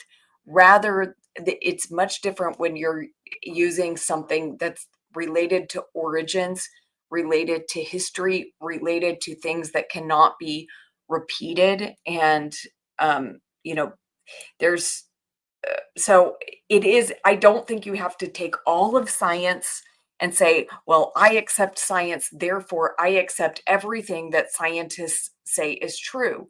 Like, no, I can accept, I fully embrace a lot of scientific, technology, but that doesn't mean I believe every scientific model. Because whoever said that before said, I think it was Kayan, but I'm not sure, said, or whoever just came in said, like, that has like, we overturn things, we find out later we were wrong about things. So it's unlikely that you're going to find out that the way your computer circuit works is wrong, because we're making use of that every single day. But these grand models of the universe and things like that. Anyway, I'm going on too long. Go ahead and respond. Sure. I mean, so basically, light becomes redshifted when the source of the light is moving away from the observer. It just basically caused the wavelength of light to like stretch out. That's all that it is, and it just so happens that the way how the universe is set up, that the the the more the light is the wavelength of light is stretched out, the redder it becomes. That's basically all that it is. That's the explanation. That is the explanation as to how light is redshifted. And I disagree with you in about the usefulness of cosmology. Um, Light and radiation is essentially one and the same. And for example, the phones that you use, right? The lenses, all of that stuff. Were invented and discovered by a young Earth creationist named Sir Isaac Newton. Right? Sorry, Hey, Jamie, you kind of look at guys. You know, them understanding how light works based on those observations, right? They've basically taken those models and understandings and used them to build the phone screens on your devices. The chips that are being made, the lasers that they use, the radioactive processes that the chips might have to go through, the chemical processes, like all of these different areas of science kind of work together. And believe it or not, I agree with you 100% that you shouldn't believe every single thing scientists say, right? I certainly, like, for example, a lot of people who are scientists, when I say, I don't mean like professionals, I mean people who just completely hold to science as an explanation for everything. They hold that string theory is a theory of everything, right? That connects quantum with classical theories, right? It doesn't. It's basically propaganda, and that through that propaganda, all they're doing is gaining research money to write papers. They're not actually doing any experiments. They're not actually confirming anything in that theory. It doesn't do anything, right? So there's a lot of a lot of theories and explanations that you should basically kind of do away with. You can read on them, but don't trust them, especially if they don't actually, they can't be used to do any real work um, for us, basically.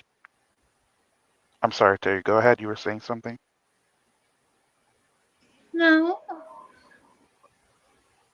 I want to talk about animal death.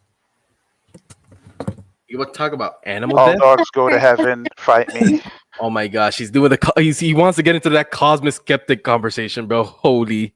Stepped on his own cat. He stepped on a cat and killed it accidentally. Yeah, he's probably guilty. He probably stepped on one of his cat's babies, and now he's like crying about it. Yeah, actually, I am. Oh, I think I I have prophesied. PTSD Really? from my cats getting killed as a kid growing up. Yeah, it bothers Oh me. yeah, dude. Yeah, I That's feel sad. that. In a way, I mean, I'm serious. Like animal death before the fall, I just don't see it. I just don't think God created animals to be torn apart by each other. It just doesn't make any sense. And if you go with an old Earth, you got animals being created. I mean, have you guys ever seen a Komodo dragon eat a baby pig or monkey or a baby deer? Yeah. You're I gonna tell me saw God someone eat a designed bat. it to do for that? That's just outrageous to me. Yeah, that's kind of gruesome. I saw one eat a bat, and the bat was screeching out of his lungs. And the more the Komodo dragon ate it, the more it screamed, and you could hear it screaming in his belly. Yeah, I'm That not was, like. Oh my that was god. metal. Holy Oh my god.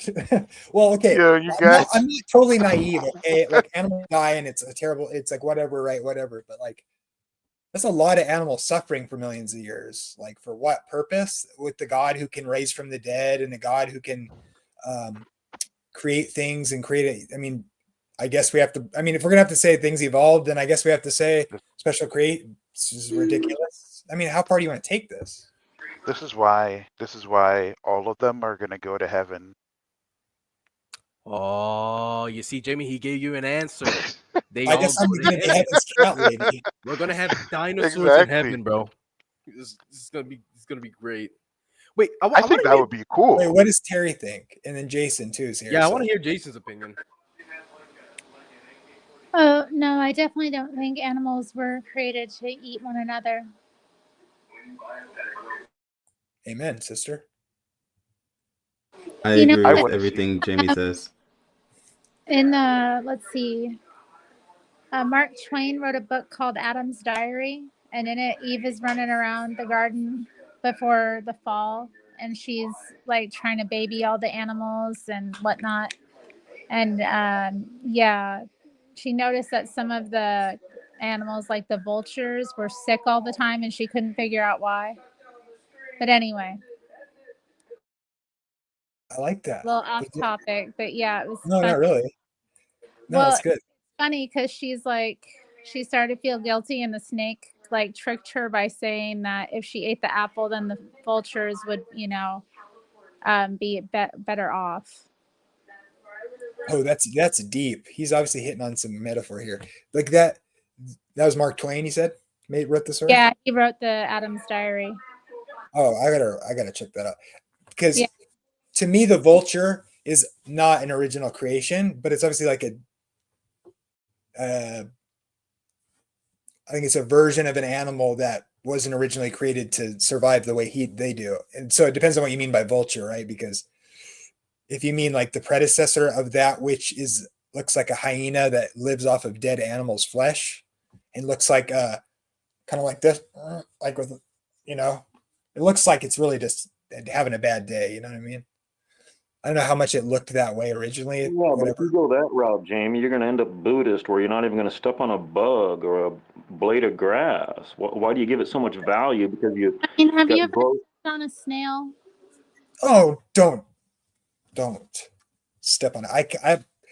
I cried when my nephew's bearded like gecko died in my care. So I know I'm like a baby about it, but still, well, let me pull this up. You guys talk amongst yourselves while I look for something, but this will bring the point home. Or like have you ever stepped on a slug? That is so nasty and upsetting.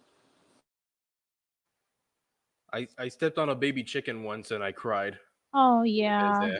That I was trying to catch it and he went under my freaking leg and I'm like, and all I hear was crack and I was like, no. I didn't even look down.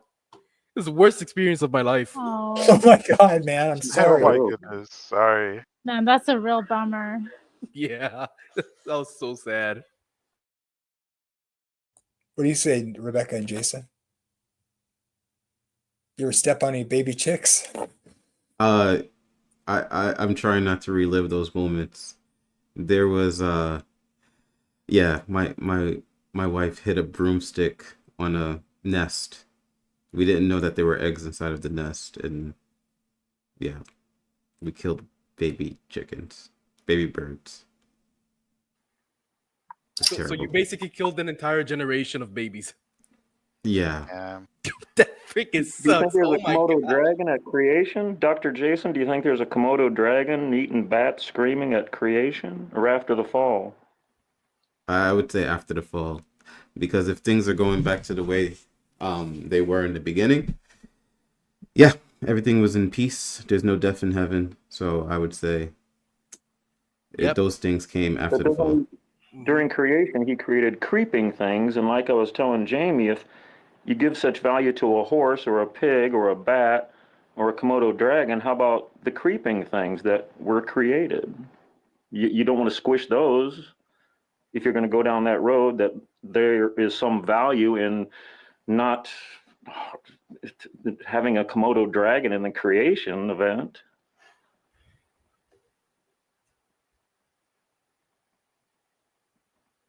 You know what? I'm not going to Yeah. show it. If you want to see, if you think I'm naive, just go look up a Komodo dragon eating a baby monkey or a baby pig alive. Yeah, I'm good. It's I don't awful. think anyone wants to watch that, Jamie. Okay, Yeah. but I like to make chat my use point. that. upset about this conversation. You see? What? Yeah, I've seen a monkey. I've seen a monkey on the edge of a creek get bit by an alligator, and his arm is broken, and he's not crying. He's looking at it like in dismay, like in shock, like my arm isn't working. I don't think these are cattle. It kind of differentiates in Genesis not only the beasts but cattle, such as the flocks that Cain and Abel had. I mean, are they not eating? Well, I guess that would be after the fall. I just don't. Why wouldn't an animal die like before the fall? Adam named a ball. I don't know. Unless, Well, you I don't unless know it's a if. Oh yeah, go Go ahead, Batman. Go ahead. I was gonna say, is it a situation where like even animals had had eternal life as well? What about like how far does that go? Like to CJ just know debated the this with a guy who's totally awesome, and CJ bit the bullet saying that animals didn't die before the fall. But Rebecca, what's your view on that? Because it is a difficult thing to say. Like, how does that work exactly? Animals don't die. I mean, it's one thing if they don't eat each other and rip each other apart and they're all vegetarian. But like, what about? Okay, another thing too to bring into that conversation is age. Age is not a measurement of how close you are to dying per se. Technically, age is just how long you've existed. So when things age and die, like what is it? Like and this comes down to how you view the tree of life, because I actually do take the view that man was not inherently immortal in the sense that in the sense where he needed the provision of the tree of life to live forever. That's what the story presents. Man, can I give my go ahead. crackpot idea for that? So I think, right? I think that the reason all of the descendants of Adam lived as long as they did was because Adam was eating from the tree of life, which allowed his physical makeup to live forever. And since him and Eve got cut off, right, that genetic trait got passed down through those generations, and that's why those guys lived longer than everyone else. Yeah, I think But he that's says, lest he stretch forth his hand and eat of the tree of And life, like he's and never live done it forever. before. No, but No, I God don't agree with God that. takes away the tree of life so Yeah. that he can't live forever. Yeah. yeah. Because That's the now view man that I has take. become like one of us, knowing good from evil. And Mhm. now I'm taking forth the tree of life so that he doesn't reach forth and take from it and live forever. Did it That's what talk brings death about? into the world. The removal of the tree of life, which is It's the what brought provision, death. Yep. so it brought death in for the purpose of not living forever. So obviously that entails that man was conditionally immortal by having access to the provision of the tree of life. And the New Testament riffs off of that by describing the new heavens and the new earth as having the tree of life there. However you want to interpret that is fine, but it uses that motif. But And you that's why. notice something interesting. I don't recall anyone who's not like a descendant of Adam living for hundreds of years prior to when God put the life limitations, I guess, when he said that they'll only live for like 120 years. You can read that a couple different ways. That may be Yeah, that's a little contentious. That's Yeah. a little contentious because there's like three different interpretations to that. Yeah, that's besides the point. I'm just saying I don't know. I don't remember anyone who's not a descendant of Adam Yeah. who was Didn't live living long. long. Yeah, and there's the biological decay curve on the You can see that little by little they start. Well, let's not let all. everybody chime in on this idea of animal death before the fall, and whether or not I'd like to hear everybody's take on what you think about being intrinsically immortal. That is, was the tree of life necessary to sustain them? Okay. Seems like I'm gonna make this pretty quick. Okay. I'm not 100% sure, but I would always lean to the side that they did die. Why is that the case? Because I don't believe the beast of the land and the animal and the fish of the sea and the birds of the sky have the same intrinsic value as man. You're not saved. Oh well, dang, I'm a heretic then. Okay, Well, Let Terry. yeah, go ahead, Terry. well, I was just saying, whoa. I was reacting to the tense conversation. Oh, okay, Cool. well, yeah, Joke you, that's by the way. well, yeah, I don't think animals have the same intrinsic value as humans do. So I do believe that they would die, but they would die of a natural death, not of us having to um kill them, because again, we didn't need meat in Eden. All we ate was from the trees, the fruits of the trees, and all that good jazz. We had no need for them, and they were just there existing, and they would die off. Now I could be wrong. That's why I told you I'm not 100%. I'm not 100% sold on that. So if anyone has any objection on that, I'd be pleased to hear it. But yeah, I Well, lean I towards the would just side of say that they be do die. fruitful and I would kind of agree with you. Like be fruitful and multiply indicates like there's you're going to grow old. Growing old just means you live long. Age is just a measurement of existence. It doesn't have to mean you're dying. So everybody Yes. stays 30. We're gonna be older and older in heaven and never die. You know, our Yeah. age Then will what's the point continue of the because it's a tree? measurement of how long we exist. So The point of the age- tree is for us not to decay and die. Age, like Jamie said, age and existence are two completely different things. Even when you're dead, you still age. You get what I mean? Like I could be dead So right when now. we multiply, or my wife gives birth to a 30-year-old. no, but No. the command to, and I want to hear from Terry and Rebecca and then Jason too. But because I'm sick of you guys. But the age, I'm saying age is just a measurement of how long you've existed. But if they were told to be fruitful and multiply before they fell, Exactly. that's why I say I think we can have babies in heaven. But I guess that's Ellen White says I can't believe that, so I have to withdraw. So hold on a second. Is your name Terry or Rebecca? Yeah, is your name Terry, please? Goodness Okay, I'll hold my gracious. thoughts for now. Okay. Okay, I'm not sure about this, but I might believe that it's, as some others have said, that when we ate from the tree, it sustained our life. And it's really complicated about the animals. I tend to think that they didn't die, but I don't know how far down that goes, because I mean, I don't know if bacteria died. You know, it just kind of, it gets weird when you start thinking about like all the levels of life and existence. And so I don't know. But yeah, that's all I have to say about that. Can I say Well, the something? serpent seed Oh, Jason prophecy, put on I'm the not- face cam. He's getting serious. Oh no. Oh, let me put that away. Sorry. Yeah. No, because there's not a raise your hand feature here. But hello everyone. No, this was just an interesting verse to me, right? Because the creature itself also shall be delivered from the bondage of corruption. So clearly it's corruption. I know this is talking about people, but into the glorious liberty of the children of God. But here, this verse is interesting. For we know that the whole creation groaneth and travaileth in pain together until now.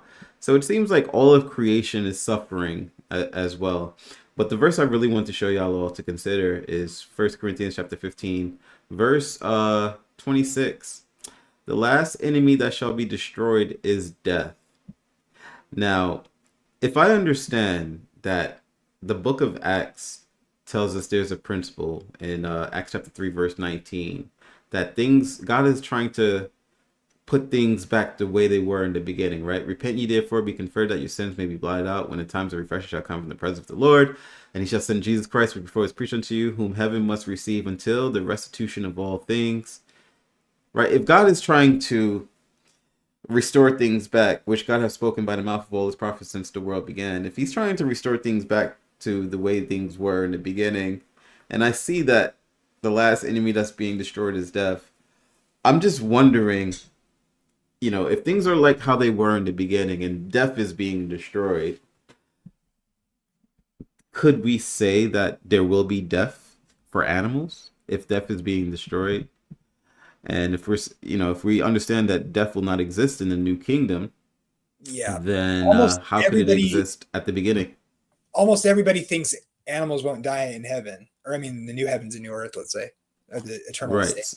So, but then it tells us that it's going back to how things were in the beginning. So, if they're not dying at the end, I'm pretty sure. Why would they die in the beginning? Yeah, if it goes back to how they were in the beginning, then that means there's procreation, right? And animal, but I take your point. I agree with it. It's like Cool. What's up? Huh. I was being excited. Oh, that's wait. That Jamie, you're actually making kind of a good. Dang, that's kind of confusing. Wait. So if it says that it'll go back to how things were, I'm paraphrasing, obviously, but why exclude giving birth? Because Jesus said we'll be like the angels in heaven and we will not give birth. We will not bear children. I made the argument. Not bear children, but like partake in marriage. So what's going on there? Which is a euphemism for procreation. Yeah. Probably. Mm-hmm. And Mrs. White said that too, that people who deny that we'll never make babies again. I think I don't know if I agree, because I don't think we're going to make babies in the millennial time. But what about once the new heavens and new earth are restored and everything goes back to how it was before the fall? And by the way, before the fall, God wanted to extend family, make more living, beautiful creatures like babies. Babies are really like extending the family, making more image bearers. That was before the fall. I don't see. So see, I noticed something interesting, because if they were commanded to be fruitful and multiply, and they've been in that garden for however long, why weren't they being fruitful and multiplying? Did they disobey God's command? I'm joking, by the way. I'm not serious. It's more of a curious thing that I noticed. Think about it. Rebecca said I was a Mormon last time I said this, and that video got a bunch of views. Oh, really? I was like, no, you. No. If you're a Mormon, it does you'll sound probably like be Mormonism, actually. That is what they believe. Well, they're right about all kinds of stuff. Okay. Here's something interesting though. Here's something interesting though, because I'm reading. My mic is on, right? So I'm reading this, right? So it says the wolf also, where is it? Verse 6. The wolf also shall dwell with the lamb, and the leopard shall lie down with the kid, and the calf and the young lion and the fatling together, and the little children shall lead them. And the cow and the bear shall feed. And here's the interesting word. Their young ones shall lie down together. When I go to that word, young ones lying down together, H3206, that is, I guess, something born. Fruit of the Lord. That is a lad, an offspring. Oh, dude, what? So that which drops from the womb. You see that today. You see deer and wolves like hanging out together, like with people who actually own them as animals. Yeah, it's like an example. Yeah. It's like an example of what's gonna happen. Yo, that's a good point, Jason. That's actually a good point. That's interesting. Okay. Everybody, okay, now all the smart kids are going to be like, "Oh, you guys are stupid and literalists." But it's like, okay, but almost everyone reads these verses to mean that animals aren't going to kill each other anymore, even the old earthers. So, yeah. Right. Well, yeah. The very next verse: "They shall not hurt nor destroy at all in my holy mountain." So, yeah, this is an interesting verse. Your revelations are symbolic. Your revelation animals are symbolic, and these are not. And your snake handling spoken of in the gospel, where people take that literally and actually handle snakes. That doesn't mean there are snake people, like they're deceiving people. It means literal snakes, right? Is that how you can't, why would this be literal if you take everything else not literal? Well, the thrust of the concept is that baby animals with their parents aren't going to be at risk of predators, and so does that mean? Well, Sweet. yeah. Go ahead, Terry. Nothing. I'm just thinking about how sweet it is. Well, Nunya, you know that like it literally says right here that they won't die. So would you take that literally or would you take that symbolically?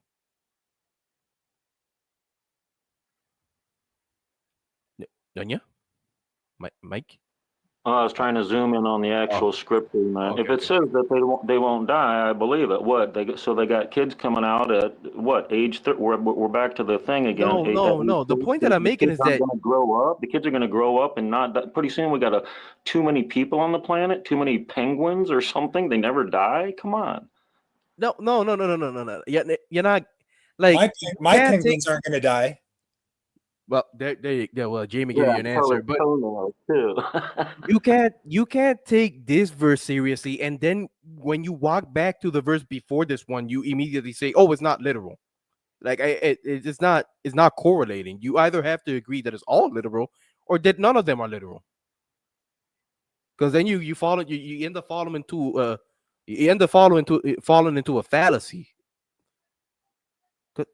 Who is making noise outside of my house? Oh, Josh Davidson just popped in. And Rebecca, you better come back. I like Rebecca. I like her. I appreciate her skepticism. Yeah, she's The zealot Shedemite. Oh my goodness, that is so funny. That's what she Yeah, I'm sticking it to the Black Hebrew Israelite. Gosh. Josh, what's up, man? Hey, what's going on, buddy? What's up? Smoking unit. So I was listening on the last couple of minutes here, and you guys were talking about bearing fruit and so forth. The idea of symbolism was mentioned, and I felt compelled. Oh yeah, this is my friend with Cosmic Corner on Faith Unaltered. Check it out. Throw it in the chat. Yeah. So I always have to ask, because I'm confused when people mention it. What do we mean by symbolism? Because symbolism doesn't simply mean a useful fiction, right? Like when Scripture talks about bearing fruit, and especially in the sense of virtue or righteousness or sinfulness, a lot of what it's talking about is actually our spiritual participation in what's around us and what's inside us, right? So it's like it's not only a physical reality. And a lot of the time we want to confine this because we have this like rationalistic mind that we've inherited from the way that we consider Scripture as a systematic venture. And a lot of the time, because we're suspect of authority, we want to be let's say not intentionally, but in some sense almost like uncautiously a la carte and buffet style with our theology. So we accept what we like and we detach from what we don't like. And Scripture is not written to an audience that is thinking about things purely materialistically. And so when it talks about bearing fruit, it's not merely talking about sexual realities or even the animalistic like procreation of one generation to another. Sometimes it's talking about fruitful production that happens from our participation with either good or evil, because there are consequences to our actions. That also is fruit. Sorry, I heard somebody else talking. What, Terry? I said testify. Oh, fair, yeah. Thanks. I think that it's reasonable to conclude that when Scripture talking about it, we say these things like literally and symbolically, and we make these categories. I think it's sometimes haphazard because we don't really know. Well, not that we don't know. We haven't been articulate about what we mean by these categories and why one thing lands in one and one thing lands in another. You know, because Josh, help me understand, make sure I'm not missing something. My only point was to try to say something like, this doesn't have to mean that animals are having babies. It's just implicating that there's no more fear and worry of predation, like you were saying. Perhaps it could just mean that. It doesn't have to mean that animals are giving birth to babies forever. Like, well, I mean, perhaps they are. Even if they were, it wouldn't necessarily be something where you'd have to. Okay, in a situation where things have been perfected, would you really have to worry about mortality and scarcity? I feel like those are categories that are done away with evil. Are you literally saying that? Are you literally? That's literally the dumbest thing I've literally ever heard. The word literally means nothing at all. It means I'm being emphatic about all it means. I'm gonna have to do some biblical research on this, because this is actually interesting. Jason, you actually built up my curiosity on this, man. Like, this is actually really interesting. Bird. Oh, that's literally what I'm gonna do too. Literally. Wait, I had a question. Wait, are we? Can was it Josh that was talking that said the word fruitful has more than one meaning, or it doesn't mean? I'm sorry. Was it you're saying that it didn't mean to multiply, or it could have it means more than that? I'm saying it means more, not less. Yeah, I'm saying that. When Scripture talked about the idea of being fruitful and producing new things, or being fruitful and multiplying, when it uses the word multiplying, especially in Genesis, it's being reference of biology, but also of the spreading. Because when God gives the commission to Adam and Eve to be fruitful and multiply, He wasn't merely talking about their biology. He was also talking about the dominion that He had given them to be the image of His persona to creation, and that they would be creation to Him. And so it's a vocational experience as much as it is anything else. But it is definitely not confined to biology, that's for sure. Okay, cool. If you guys ever use the word literally on my channel again, I will ban you. I'm just kidding. The boss got pretty mad about hearing the word literally, so we gotta calm down. Literally just means by the text. That's all it means. Literally just means by the text. And you know, Josh, I agree with you, man. Like, if fruit, it's pretty clear that fruit could mean not many things, but there's particular things when it comes to Scripture. Again, it could be fruitful in the sense of sowing seeds, you know, and man. Or if you can think about fruitfulness as a form of intimacy, because you would think that intimacy when between a man and a woman produces new life, right? But it's not necessarily the case that every time you're fruitful, it's necessarily biologically. You could be talking spiritually. And in the case of the spirit of, let's say, what's inhabiting the church, or virtue, right? When we're talking about righteousness, we're not talking about being fruitful in a negative sense. We're talking about being fruitful in a positive sense. So you're producing more for the kingdom, right? And it doesn't necessarily mean anything to do with your biology. But the same is true when you participate in the will of demons. Yeah, because you're technically being fruitful, but for the demons. Correction, Josh. It doesn't mean by the text. It literally means nothing. no thing. I think Amber has a vendetta against the word literally. It really means nothing. Does I can't tell if you guys are being sarcastic or not. Does it? We're literally being sarcastic. Sorry, I'm sorry. I'm a dork. Sorry. Well, yeah, really has lost all youth. It's really just it would be that they're children if they're in the garden, and the fruitful part would mean to grow up, such as Torah dictates for your fruit trees. You don't touch it for 3 years. 4th years for the Lord, I think, but you can't have it until the 5th year. So clearly, it's not strictly procreation, as Josh was pointing out. Amen. So yeah, this is an interesting topic. I'm gonna genuinely do some research on that. and come to a conclusion. Same thing with if the animals died Well, when you before find out eating. the right answer, Yeah, just I tell need me I need what to to find the right believe. answer on that. But this is a fun topic. I like this. It's fun. Yeah. Anybody have any thoughts you want to move the conversation somewhere else? Josh, what do you I think about? did. Yeah, please, Jason, go ahead. This is absolutely random, but I saw Kayan, right? Yeah, I saw yeah. your video. I literally saw your video on Eric Mason, Boot and him. it was. I'm so sorry. I'm so sorry. No, it was really good. But there was something that I wanted to ask you about. You said I don't necessarily agree with ADL on everything, but they have a good resource. So I'm just curious, what was some of those things? I don't know if that's just too controversial. If you want to talk off scene about this. No, man up. Nah. Like the things that I disagree on are like normally they tend to be like secondary issues, or like maybe again philosophical or metaphysical topic, which I mean is kind of irrelevant. But maybe like if we talk like maybe one example, like for example, like tides and stuff like that. I was at first I was very convinced by it, but then I kind of had a little falling out on it because of certain biblical text.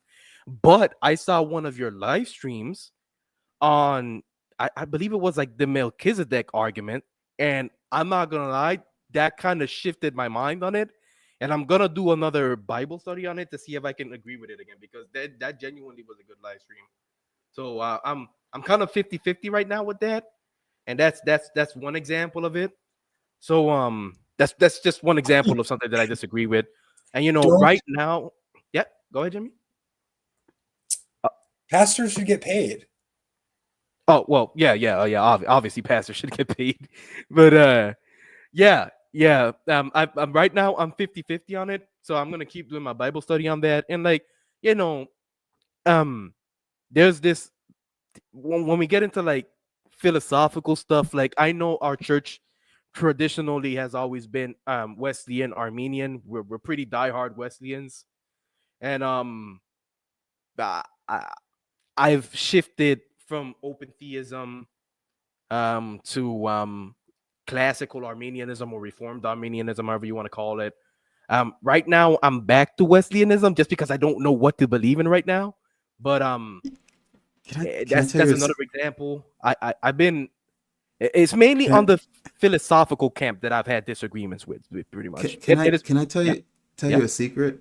Yeah. I have no idea what those terms mean. Like whenever you see me go live, you never see me talk about terms at all. It's like, what does the Bible say? And I just keep it as simple as possible because I never learned what those things meant. Okay, so, well, like for example, Wesleyan Armenianism, to make it as layman as possible, is basically free. Did you just vomit at the word Wesleyan Armenianism? I don't like that insult. I'm offended. Man, no, just at the idea of simplifying it. Yeah. Okay. I'll try to make it. Don't worry. Okay, so basically, free will. Everyone has free will. Everyone has a free choice just to follow God and all of that good jazz. And God is all knowing, almighty, but He gives us free will. That's basically what the church has always believed in. And like for example, open theism is the view that I'm again. Open theism is a big can of worms, but I'm going to try to simplify it as much as possible. They hold to the same views that you have free will, but they don't believe, some, not all, they don't believe that God necessarily knows the future. Or that, that kind of makes me uncomfortable. Why would any of these questions even come up? Well, hold on. Like I wouldn't even consider any of those questions. Hold on, because open theism isn't necessarily that God doesn't know the future, but that God has a different mode of thinking of the future because the future isn't a fixed certainty like determinism would say. It's not a set reality. Right. So it's not that God doesn't know the future. It's that God doesn't know the future as a fixed certainty because He knows all of potential. So it's that God. It's not that God doesn't know the future. It's that God knows all futures. That's really the claim. Mm-hmm. Yeah, but there are extremists within that camp that literally say, and at that point, I'm very vehement on saying that that's blatant heresy. and I try to keep away from those people. But again, Jason, these are big topics that that is that I always never gonna bring. I yeah never bring them up. Like I just yeah go with what the Bible says. yeah exactly So exactly, like especially like in, for example, open theism. um the godfather of open theism right now, I believe he's SDA. I'm not sure, or he's Methodist, right? What's his name, Jamie? Richard Rice. Richard Wrights, yeah. He's basically the godfather of open theism right now, and most most open theists go to him for like the big questions and all that good stuff. And then you got the Armenians again, the regular people like us that just believe in free will, but God knows the future as a set reality, blah blah blah. Kind of, it's a deep can of worms that you normally leave it for like the scholars and like the philosophers. And that, like I said in the beginning of my video, that's the field that I love. Like I am still waiting to have my interview, my little conversation with Mullins. I'm gonna go insane if I get to have a conversation with him. But that's my field of interest. But I do know a vast amount of information of our church. Like if anyone comes to me with any misinformation, I'll have the quotes ready. I'll have my Bible ready for that. But my main field, like I said in my video, is philosophy and metaphysics. So it's a big can of worms. Like again, there's another thing that I disagree with. Our church normally is eternalist. They believe in eternalism, meaning that that reality has always existed from uh, past eternity and future eternity. So basically, it's in a tube, right? And past, present, and future exist in it. And how we're theists, we believe in God. God is outside of that, looking into reality and looking into that tube, right? Basically, Okay. I'm trying to explain it. Jamie, calm down. And and presentism is the view that there essentially there is no past because the past is already done away with. The present is now, and there is no future. Basically, if you believe in that, you're going against Einstein's theory of relativity. So What? yeah. Hey, So you guys, I mean, he's gonna give me Real money quick. for everybody who goes on camera. Well, hold on. Hey, let me. Who was speaking just now? Say your name. Who was just speaking? Kane. Okay. Yeah. If you have Facebook, look me up. I'm Josh Davidson. Look me up on Facebook. I would love to have a conversation with you about some of this stuff because Yeah. if that's your like forte, I've spent an absurd amount of time on this, and I would love to pick your brain on some of your curiosities because I probably have more than I can deal with on this situation. But it's not like philosophy is a fun rabbit trail. But the problem is that most of the time people get caught up on this because they don't know how to embody their theology. Right. It's like Yeah. you don't necessarily need philosophy to do that. Philosophy is great for articulating where you're coming from, but articulation is secondary. It's an abstraction. What you really need is to incarnate your ideas, right? You can't incarnate time in that sense. If the present is all that exists, that's fine. And you can embody that, but there's nothing to do about it. Right. Exactly. Like that's where it ends up being kind of like a dead space. Right. So you gotta have to like attach it to things. But these ideas have price tags. So that like nobody get the idea that when we're talking about like philosophical ideas, it's just for fun. Like philosophy is not just for fun. The price tags are big with some of the ideas. And so determinism is a very costly thing, as well as libertarianism. And so we should be aware. It's not just for the scholars. We should be aware of where these things lead and what their price tags are. But that's not where the sap is. Can I just say, Ken, I'm an open theist. I guess of a strange flavor because I hold to the growing block theory of time. So I'm gonna defer a little bit on the typical open theist ideas. So yeah, man, if you wanna if you wanna have some conversation on this stuff, a matter of fact, I will fully say that in terms of philosophical ideas and predispositions that I've like kind of brought over into my theology. That's like the only thing that I've brought over in my theology, right? And it's not a salvific thing, of course, as far as I'm concerned. So it's not something I even really talk about much. Um, I just kind of explore it as an idea. It's like, okay, if this is true, right? Like, how can this exist in light of what's in the Bible, basically, and what's in reality, right? So trust me, Ken, I engage in a lot of these philosophical thoughts because you have to have a conversation about God's knowledge and how and when God actualizes things, right? Like there's a whole there's a lot that comes with it, basically. Like what Josh says. However, you I don't recommend like going too deeply in it if it's a situation where you feel as if it's going to mess with your faith and studying the Bible. Well, if It's little not worth baby it. can't handle it, you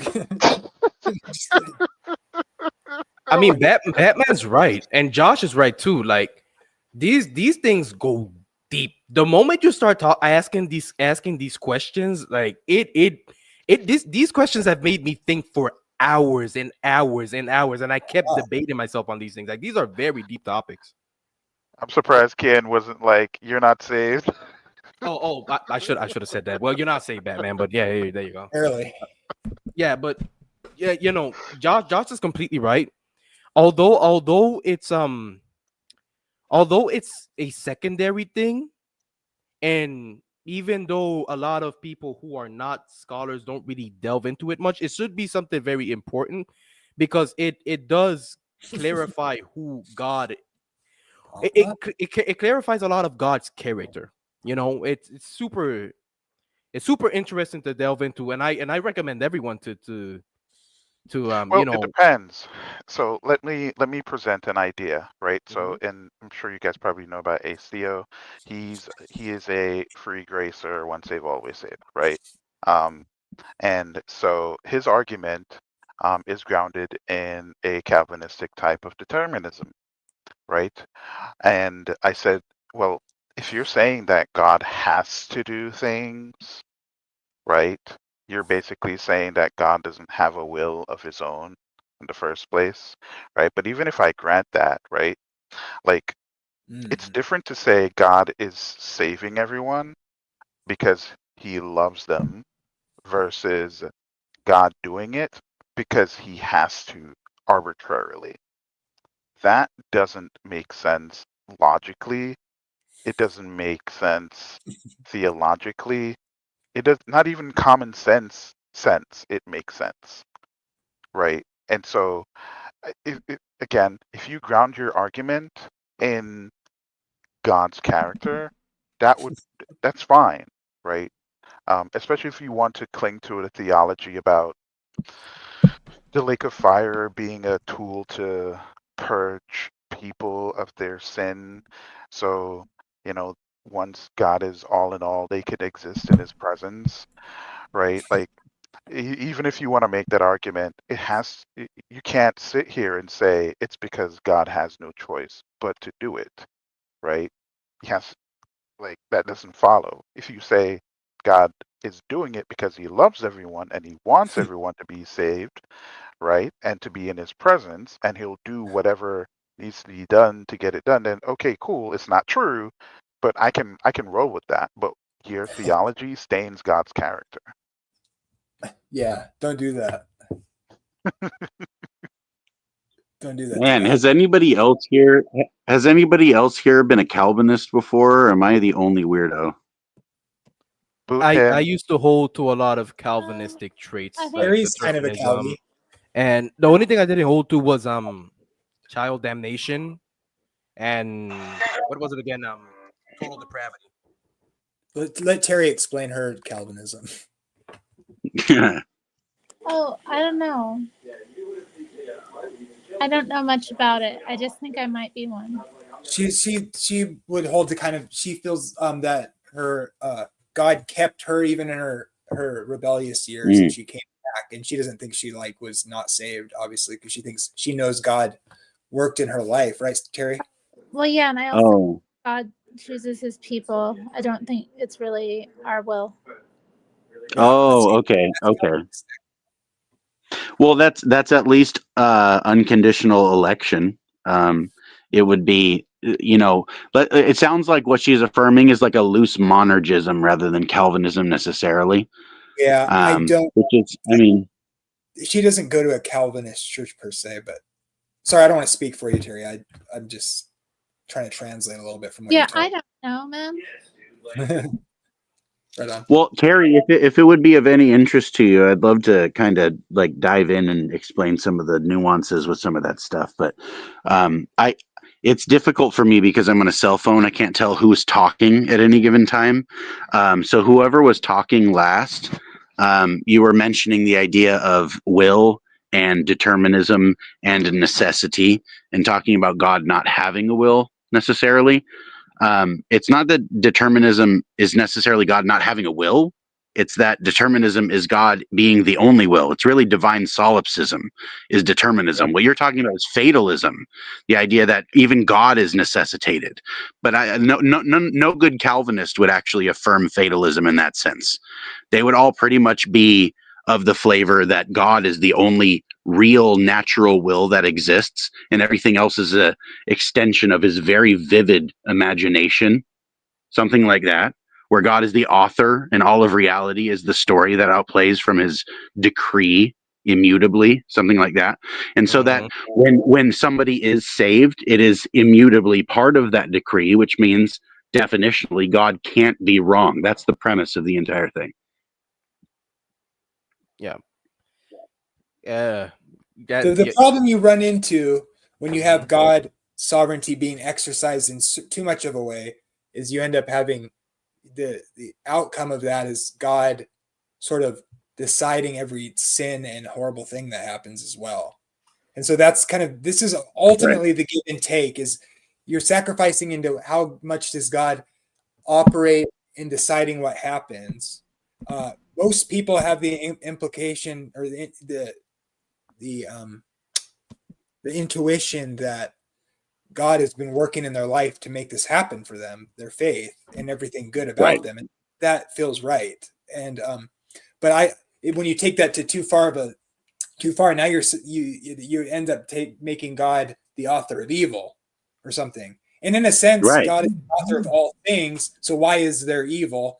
Well, the only answer that makes sense to me is men are able to choose evil. And so that's what I meant by price tags, right?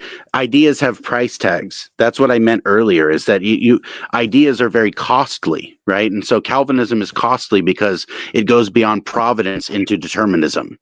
Yep. And determinism is that God is decided beforehand all that will be, and there is no could be. There is no potential. There is no could be. There is the will be, the fixed certainty of the future. That's why it ties into open theism and why it probably came up at all. But it's like this idea that God has decided beforehand immutably. What that means is it cannot be, definitionally, it cannot be wrong, right? God cannot be mistaken. God's sovereignty in their case means God cannot be disappointed by the outcome of the workings of reality because he has fixed them beforehand to be according to his will. God cannot be disappointed. Moist robots. That's basically what do you think about that, Terry? What are your thoughts on that? Because basically it's like if you make God deciding everything, then we don't want to have God running around making people, decide people are right. Go ahead, Jason. Oh no, it's like almost midnight, so I gotta go. I'm gonna be listening on my phone. All right, dude. So, okay. I mean, take care. It's a pleasure. All right, bro. Love you, brother. Love you guys too. I'm not sure now, but all right. See ya. I still have my salvation though, right? I'm okay. You left too early, so we'll talk about it. See you, man. Literally right, has pray his for me, salvation. fellas. Literally. I mean, Terry, don't you think you cooperate with God a little bit? Like you still have to make decisions, right? And then God lets you make them, or what do you think about that? Oh, I don't know. Have I ever made a decision in my life? Well, I mean, obviously, if you're blameworthy for anything or praiseworthy for anything you've ever done, yeah, for sure. Mm-hmm.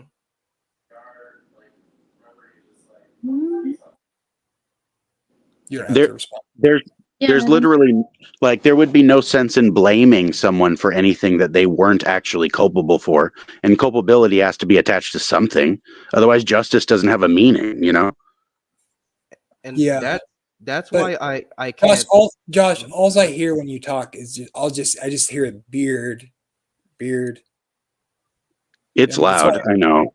Does Is Josh have a beard? Josh, do you have a beard? I have the beard. I don't know. archetype beard. That's a bold statement. My beard hasn't grown yet. Don't say you have the beard. You gotta wait for mine to grow first. By the way, Josh, what is the symbolism between that majestic horse you have? The majestic horse I have is actually the manliest version of the movie Legend. If you haven't seen that movie with Tom Cruise, is fantastic. It's about, Kids yeah, just laughing in the back. it's my wife. Yeah, it's my wife not taking me seriously. You know, par for the course. But you know what? I agree with that horse. I want to be that horse one day. He's much more manlier than I am. See, there's a lot we agree about. Terry's the unicorn. You're dang right. But yeah, man. Like when unicorns smoke cigars, we all win. Why do I have to be the unicorn? Just the way God made you. That's just because you're special. You know, it's funny when you said Terry's the unicorn. I thought about she's obsessed with unicorns. You cut your wife off. What now? Sorry, it's breaking. My wife was saying that when you guys said Terry, that's my daughter's name. So she was thinking about my daughter. My daughter's favorite thing in the whole world is unicorns and cats. Terry, this is prophecy. You're like his daughter from the past or something. Like, yo, this is insane. This is crazy. This is a revelation.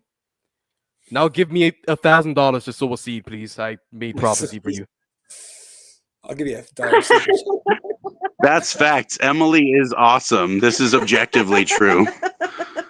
Fact, it was an eternal decree from God. It happened from eternity past. Terry with it is Terry with an I. Terry with an I. Yeah. Yes. Y'all are. Whoa! This is insane. Wait. This is deeper than reality right now. Yo, this means that she teleported. Wait, no, that doesn't work. She time traveled to to the future. From the no, she time traveled from the past. Whatever, I don't know. Something happened. Give me money now. Something happened.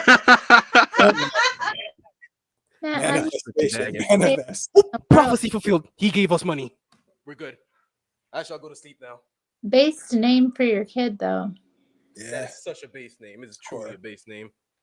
It is also my older sister's name and my biological dad's name, so it's kind of a legacy. I don't know if you realized how deep your name went into my life. That's pretty intense. My name's a legacy name in my family. It's been passed down. Yeah, that's it. It seems like a very powerful name. I'm very proud of the fact that I named my daughter Terry because I love my sister very much. I mean, Terrys are a mess. Every Terry I ever met was like a character. It's true. It's true. My sister's also a powerful character, and so it's hard to be powerful without making messes. Yeah, unforgettable people though. That's awesome. I love it. Well, my name is David. And my dad's name is David, and he was a Solomon type. So, you know what's wild? I'm the son of David. Nice. And what, Terry? I always heard you weren't supposed to trust Davids. Never trust a David. Not around your wife. Dude, only a son of David. I'm looking at you. Only a son of David. You should trust the son of David. Yeah, no, that's names are their own favorite wildness out of the whole world. It's a crazy thing. Like, go and look at the chapter 5 of Genesis and translate those names into a sentence. It's wild, bro. Actually, Yeah, that's actually insane. Yeah, because it's Really? it's Adam. It's Adam, and then what's the next one? Canaan, Mm-hmm. Methuselah, or all that. Yeah, it's like it means at his death, or let's say the man's appointed mortal sorrow, the blessed God shall come down, teaching that at his death shall bring the disparaging rest. That's what the names mean when they're translated in order. Hey, That's crazy. we lost David's son. Oh, David's. Oh no. I think his wife was getting frisky. Yeah, frisky white moment. It's a good wife. It's good. He shall be back. I prophesy. Anyways, if he doesn't come back, just stone me, okay? The son of David comes back. Don't you know this? This is the hope of the faith. Didn't Absalom die? Nice. Oh, there he God. is. I'm actually not gonna get stoned. Do you guys think that the gift of prophesying, in the way like when the Holy Spirit takes over someone, like King David, for example, whenever he's prophesying, it's the Spirit that's really talking? Do you guys still think that's something that still happens? You mean like the Spirit grabbing you like a rag doll and doing stuff with you? Yep. Terry, what do you think? Like, Oh yeah, I believe in prophets and prophecy. does that mean that it necessarily behaves as though God is talking and the person is just a tool, or that the person is necessarily involved in being the vessel by which God communicates? I'm open to both. I think Yeah. it's both. Both. Yeah, I think it's both. I would lean more towards the latter, but I think both can apply in our reality. But I would most likely consider the latter. But again, Welcome to I don't know if synergism. we always have a Yes, both. sir. So Wait. So, Wait, what John, are you saying, Terry? Hold on. or You or keep going. synergist? I don't know that it's always our will though. Sometimes our will is overpowered. Like it's kind of like that's where I get when I'm like, I don't know if I make decisions sometimes. I think it fundamentally comes down to what we mean by the will. Yeah. Mhm. Yeah, because the Calvinist camp, the Reformed camp specifically say that we have a will, but when they say will, they mean a completely different thing. And When God says like pray that for what you want and you'll get it, that's presuming you're like in perfect harmony with God's will. So it's like God transforms the will to do what he wants us to do, and this because it's what's best for us. So it is a synergistic thing, but it is ultimately a change of our will to be aligned with God's will. That's true. That's true. I'm firmly of the camp that our Christian walk is actually not an event, it's a trajectory. And so it's not necessarily the case that when God makes a change to our will, it's a cause and effect mechanism. You're not a mechanism, you're a person. And so you do have a will. Like you are doing stuff, right? God expects you to be involved. Otherwise, the word you is without meaning. And so he's doing stuff with and to and for and because of you. And if all of those things aren't in alignment, then what we get is sin, right? And so, like, if sin is a reality, then the will is a reality in some genuine sense. Like, that's kind of what I was talking about earlier with justice and blameworthiness. Like, there has to be something attached to your volition that makes you worthy of blame or praise in a way that lions and tigers aren't. They'll maul a man to death, and yet you don't blame a tiger for that. He's just hungry. Right. But when a man mauls another man, he's distinct. There's something about him that makes him worthy of blame and punishment in a way that tigers and lions aren't. Right. So it's like you're made of something that's different than just the material stuff that like predators in the genetic sense are made of. You're made of something else, which is why most narratives actually contain humans being the highest form of monstrousness, because we're capable of more. It's why women are afraid of men instead of bears, you know. Oh my gosh, you brought up the TikTok meme. Can't believe he brought that up, bro. I It's genuinely holistic. cannot believe that people actually questioned whether, like, I get what they're trying to say, but how is that even a question?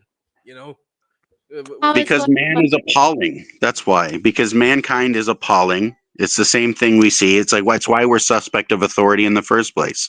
Because humankind is the way that it is. So do you believe God can laugh or be surprised? Do I think God, like God the Father, or Christ incarnate? How you gonna surprise God? Like hide and say peekaboo? How's that gonna work? Like, I like, think you can. Is that no, okay? because can't God like respond in joy from like Well, a child's laugh? well, I was going to say you could surprise the incarnate Christ by being faithfuler than Israel. Like, you know, Oh, Yeah. yeah. Oh, that's something damn. wild. I just have to say it's kind of wild to think about what the incarnation actually meant. You know. Shots fired. There are verses that talk like what God says. In some sense, he speaks like God is passible, but he's not. But he's also immutable.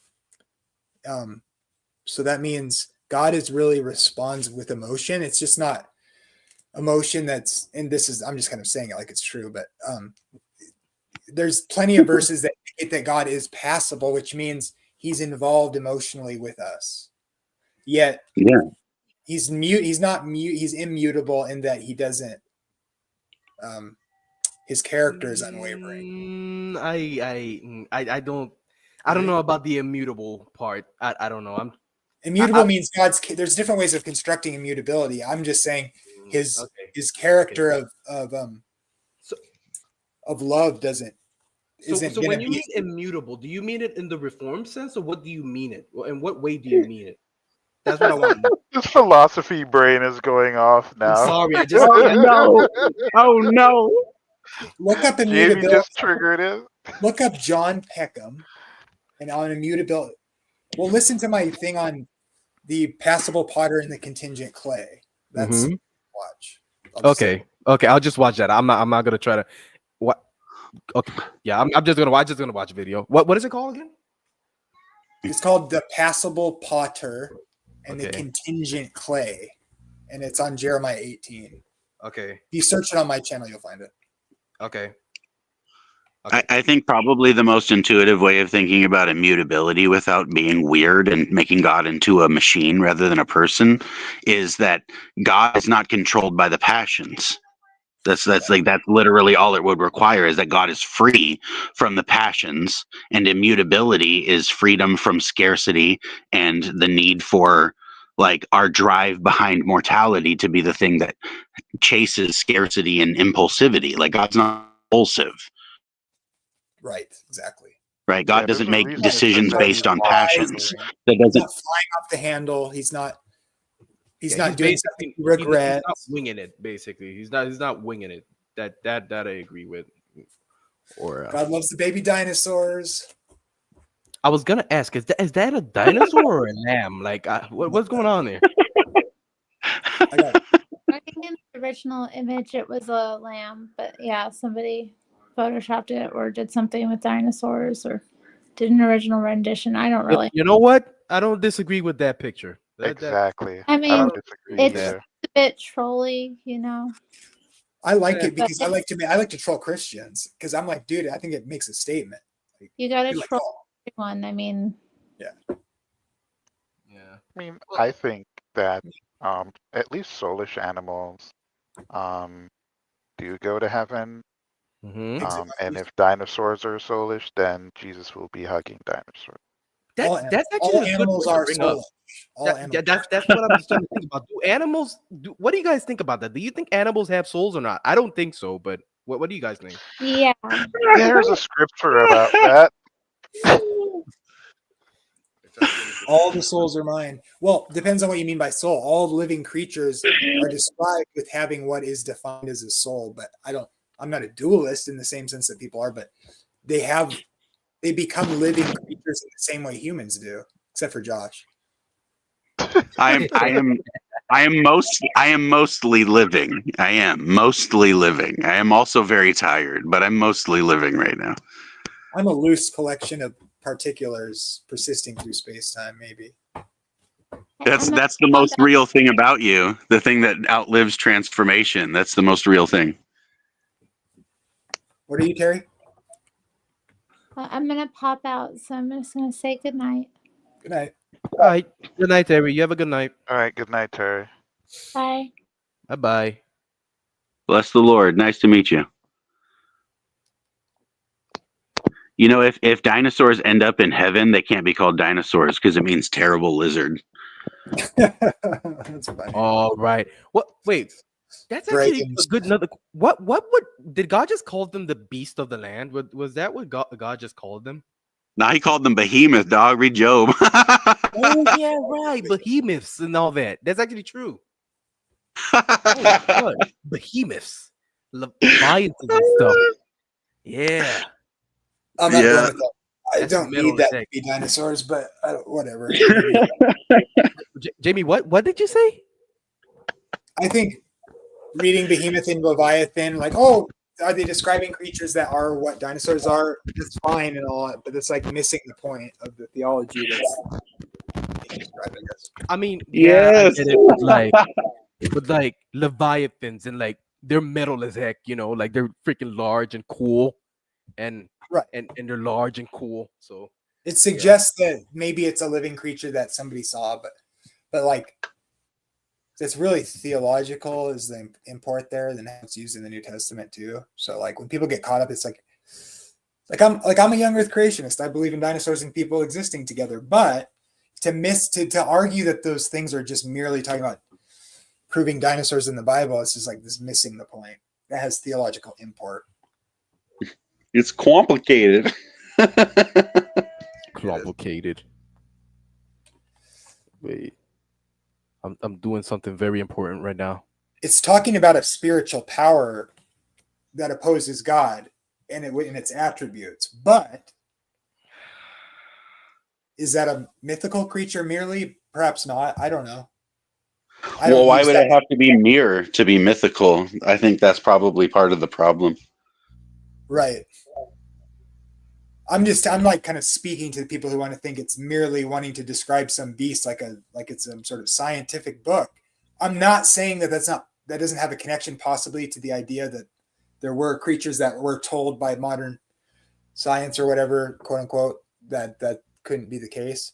I'm not saying that there's not some sort of evidence otherwise, but when that's all you get from those passages, you're missing out on what it's saying. You're missing out on the major point that God is trying to make with Job. Yeah, I get that. I know what you're talking about when it comes to that. Some people just like to hear the cool part and not think about the most important aspects of a story. By the way, Josh, I joined the Unicorn Club. Nice. Unicorn Club. Look at that. Twins. Something that Adventists missed is that the beast from the sea and the land. There's something about that has to do with Leviathan and Behemoth. The land beast is the Behemoth. The sea beast is the Leviathan.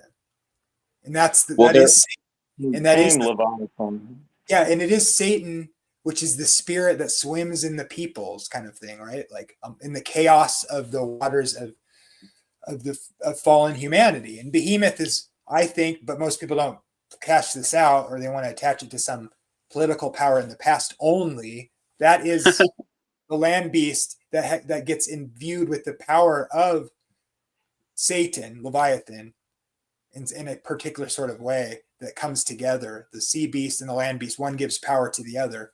That has import in what I think is the right eschatology of final things. But dude, you're speaking the language. Yes. See, look. Okay, so the sea and the land is a really great contrast because comparatively, that's how symbolism works, is by context. You have to have this relational expression between two things in order for symbolism to have its meaning, because it's not a one-to-one.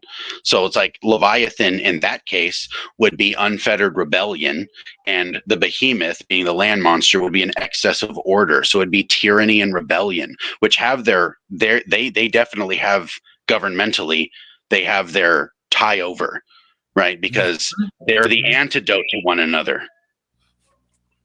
Yeah, it's you see this in 2 Thessalonians 2 as well, I would argue, when he talks about the rebellion coming to a head before Jesus returns. You have the workings of Satan and the restrainer. The restrainer there is, I think, is the sea beast, or the land beast, and the sea beast is the workings of Satan. But that's just a minor side point. But that's Job, final sort of event before Jesus returns.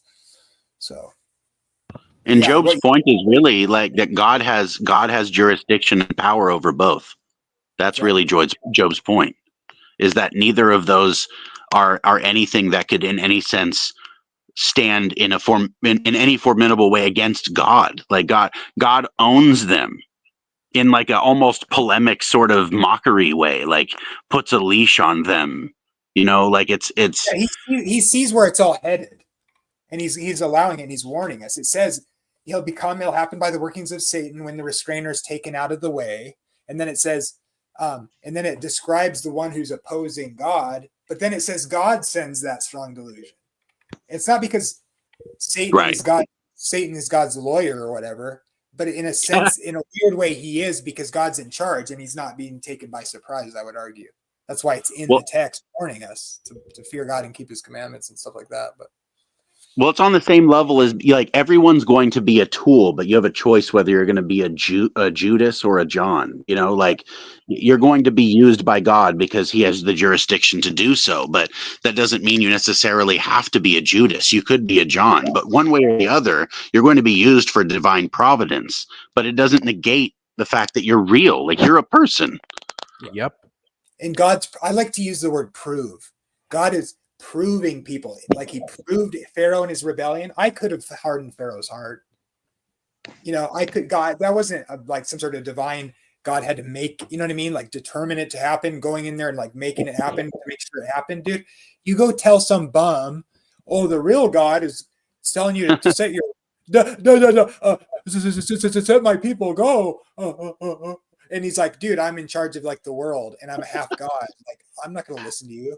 I mean, what I find interesting is that even in that story, right? God basically wanted to redeem even the Egyptians, because the instruction that he gave to the people was that anyone who painted the blood over their door sill or whatever, right? Those people, their sons will be spared. It wasn't just the Israelites, and if you read further on, you'll notice that there are some non-Israelites that actually crossed with the Hebrew as well, and they were grafted in. So, if it was a situation where God just wanted to destroy Pharaoh, he could have easily done that, right?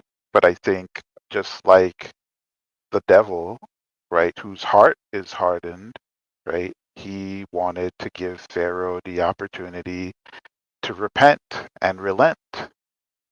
He just didn't, and God just hardened his heart even more and showed him who's boss.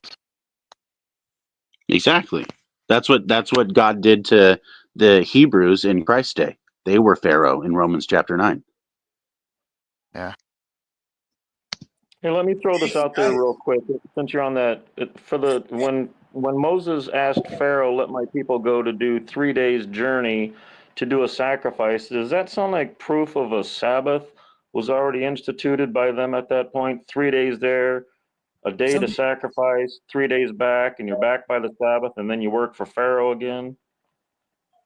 He uses Sabbath as a verb there, like let my people go and do a Sabbath, but it's like a verb. So like, I mean, you can make the case. I think you can so. make the argument, but like Jamie said, it's a verb, it's not a noun, so you can't really.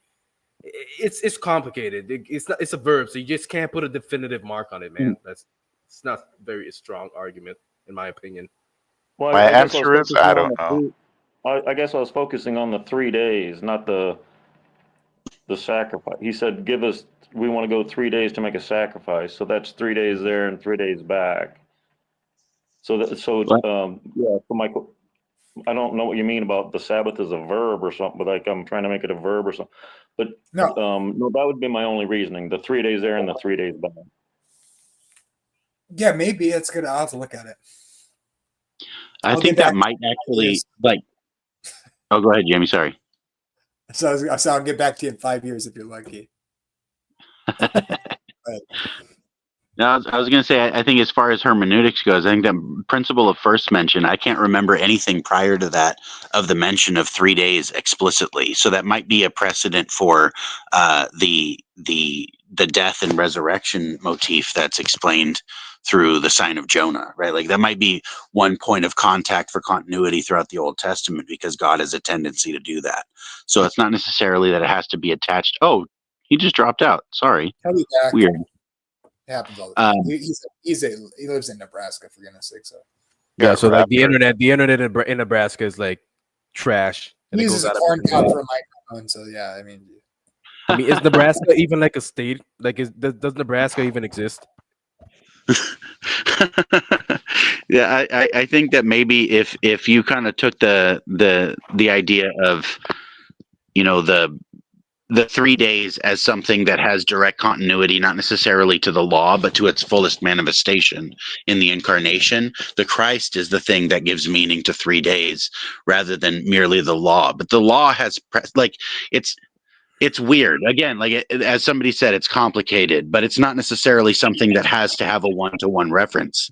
But I think you might have the right like idea looking intuitively at the law as an expression of God's will, and then Christ as the fullest expression of God's will in that sense. So it's like when Christ is dead for 3 days as that sacrifice, he's making the highest expression of that thing. Yep. Hey, Math Pig. How you doing? I haven't seen you in a while. Hi. Yeah, no, just sort of bouncing around and seeing yous were live, and you know, Batman's nice and none of your biz was appreciative, and hell, we've got Frank Zappa, so you know, I had to join. Frank Zappa. That was weirdo. That was weird. It's kind of cool though. But yeah, no, I'm happy to listen in the background and see where the conversation is going. Uh, the phrase that a particular person, I didn't notice who it was, said that when Jesus died for 3 days, he made the ultimate sacrifice. I'm not too sure I could totally jump in and say, is it really a sacrifice for someone who lives forever to take a 3-day holiday? But I'll jump back out again and I'll listen for a That's while. my point exactly. He had to be, from the Hebrew roots point of view, Jesus had to be 100% human. So when I hear these guys debate, oh, he's 100% man, 100% God, I'm like, I don't know what you're talking about. So yeah, good point, Matt. Good to see you again too, brother. Josh, kill this man. I didn't hear the first part of the question, but I did notice a fellow Irish accent, so welcome to the stream, lad. Have we got another Irishman on the stream? Josh, where do you be from, me lad? Hi, Top of I'm the from morning. California, but I got a red beard that's warily of the land. Oh, so you're an American person who says they're like 10% Irish. Okay, so you're American. Moving on, back to the conversation. He's actually Deutschland über alles. So can you do me a favor and rephrase the question, because I did miss the first half of it. I don't want to sound like a dummy. He said Jesus is an eternal, taking a vacation for 3 days doesn't seem like much of a sacrifice. And then Mike said, Mike, the Hebrew root, that's the atheist math pig. And then Mike says, yeah, I know. Jesus Sorry. You said atheist math pig. I refer to myself as agnostic. Not going to be particular or anything like that, but there's a whole. No, I thank you for that distinction. That is a meaningful distinction. So the agnostic says that, which I get.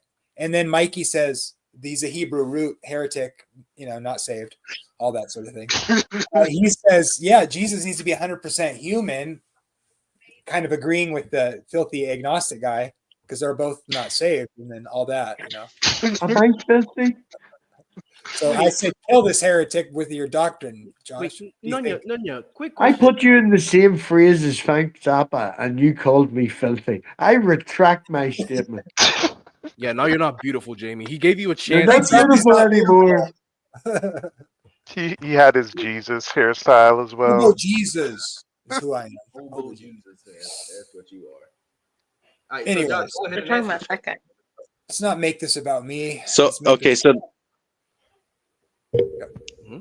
If I it, can, it sounds Jamie, it rather sounds than like the making thought it- is hold on. Let Josh talk.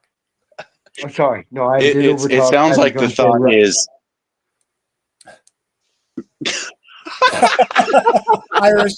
Irish has a leg. He's like William Crane's leg over here. Go ahead, Josh.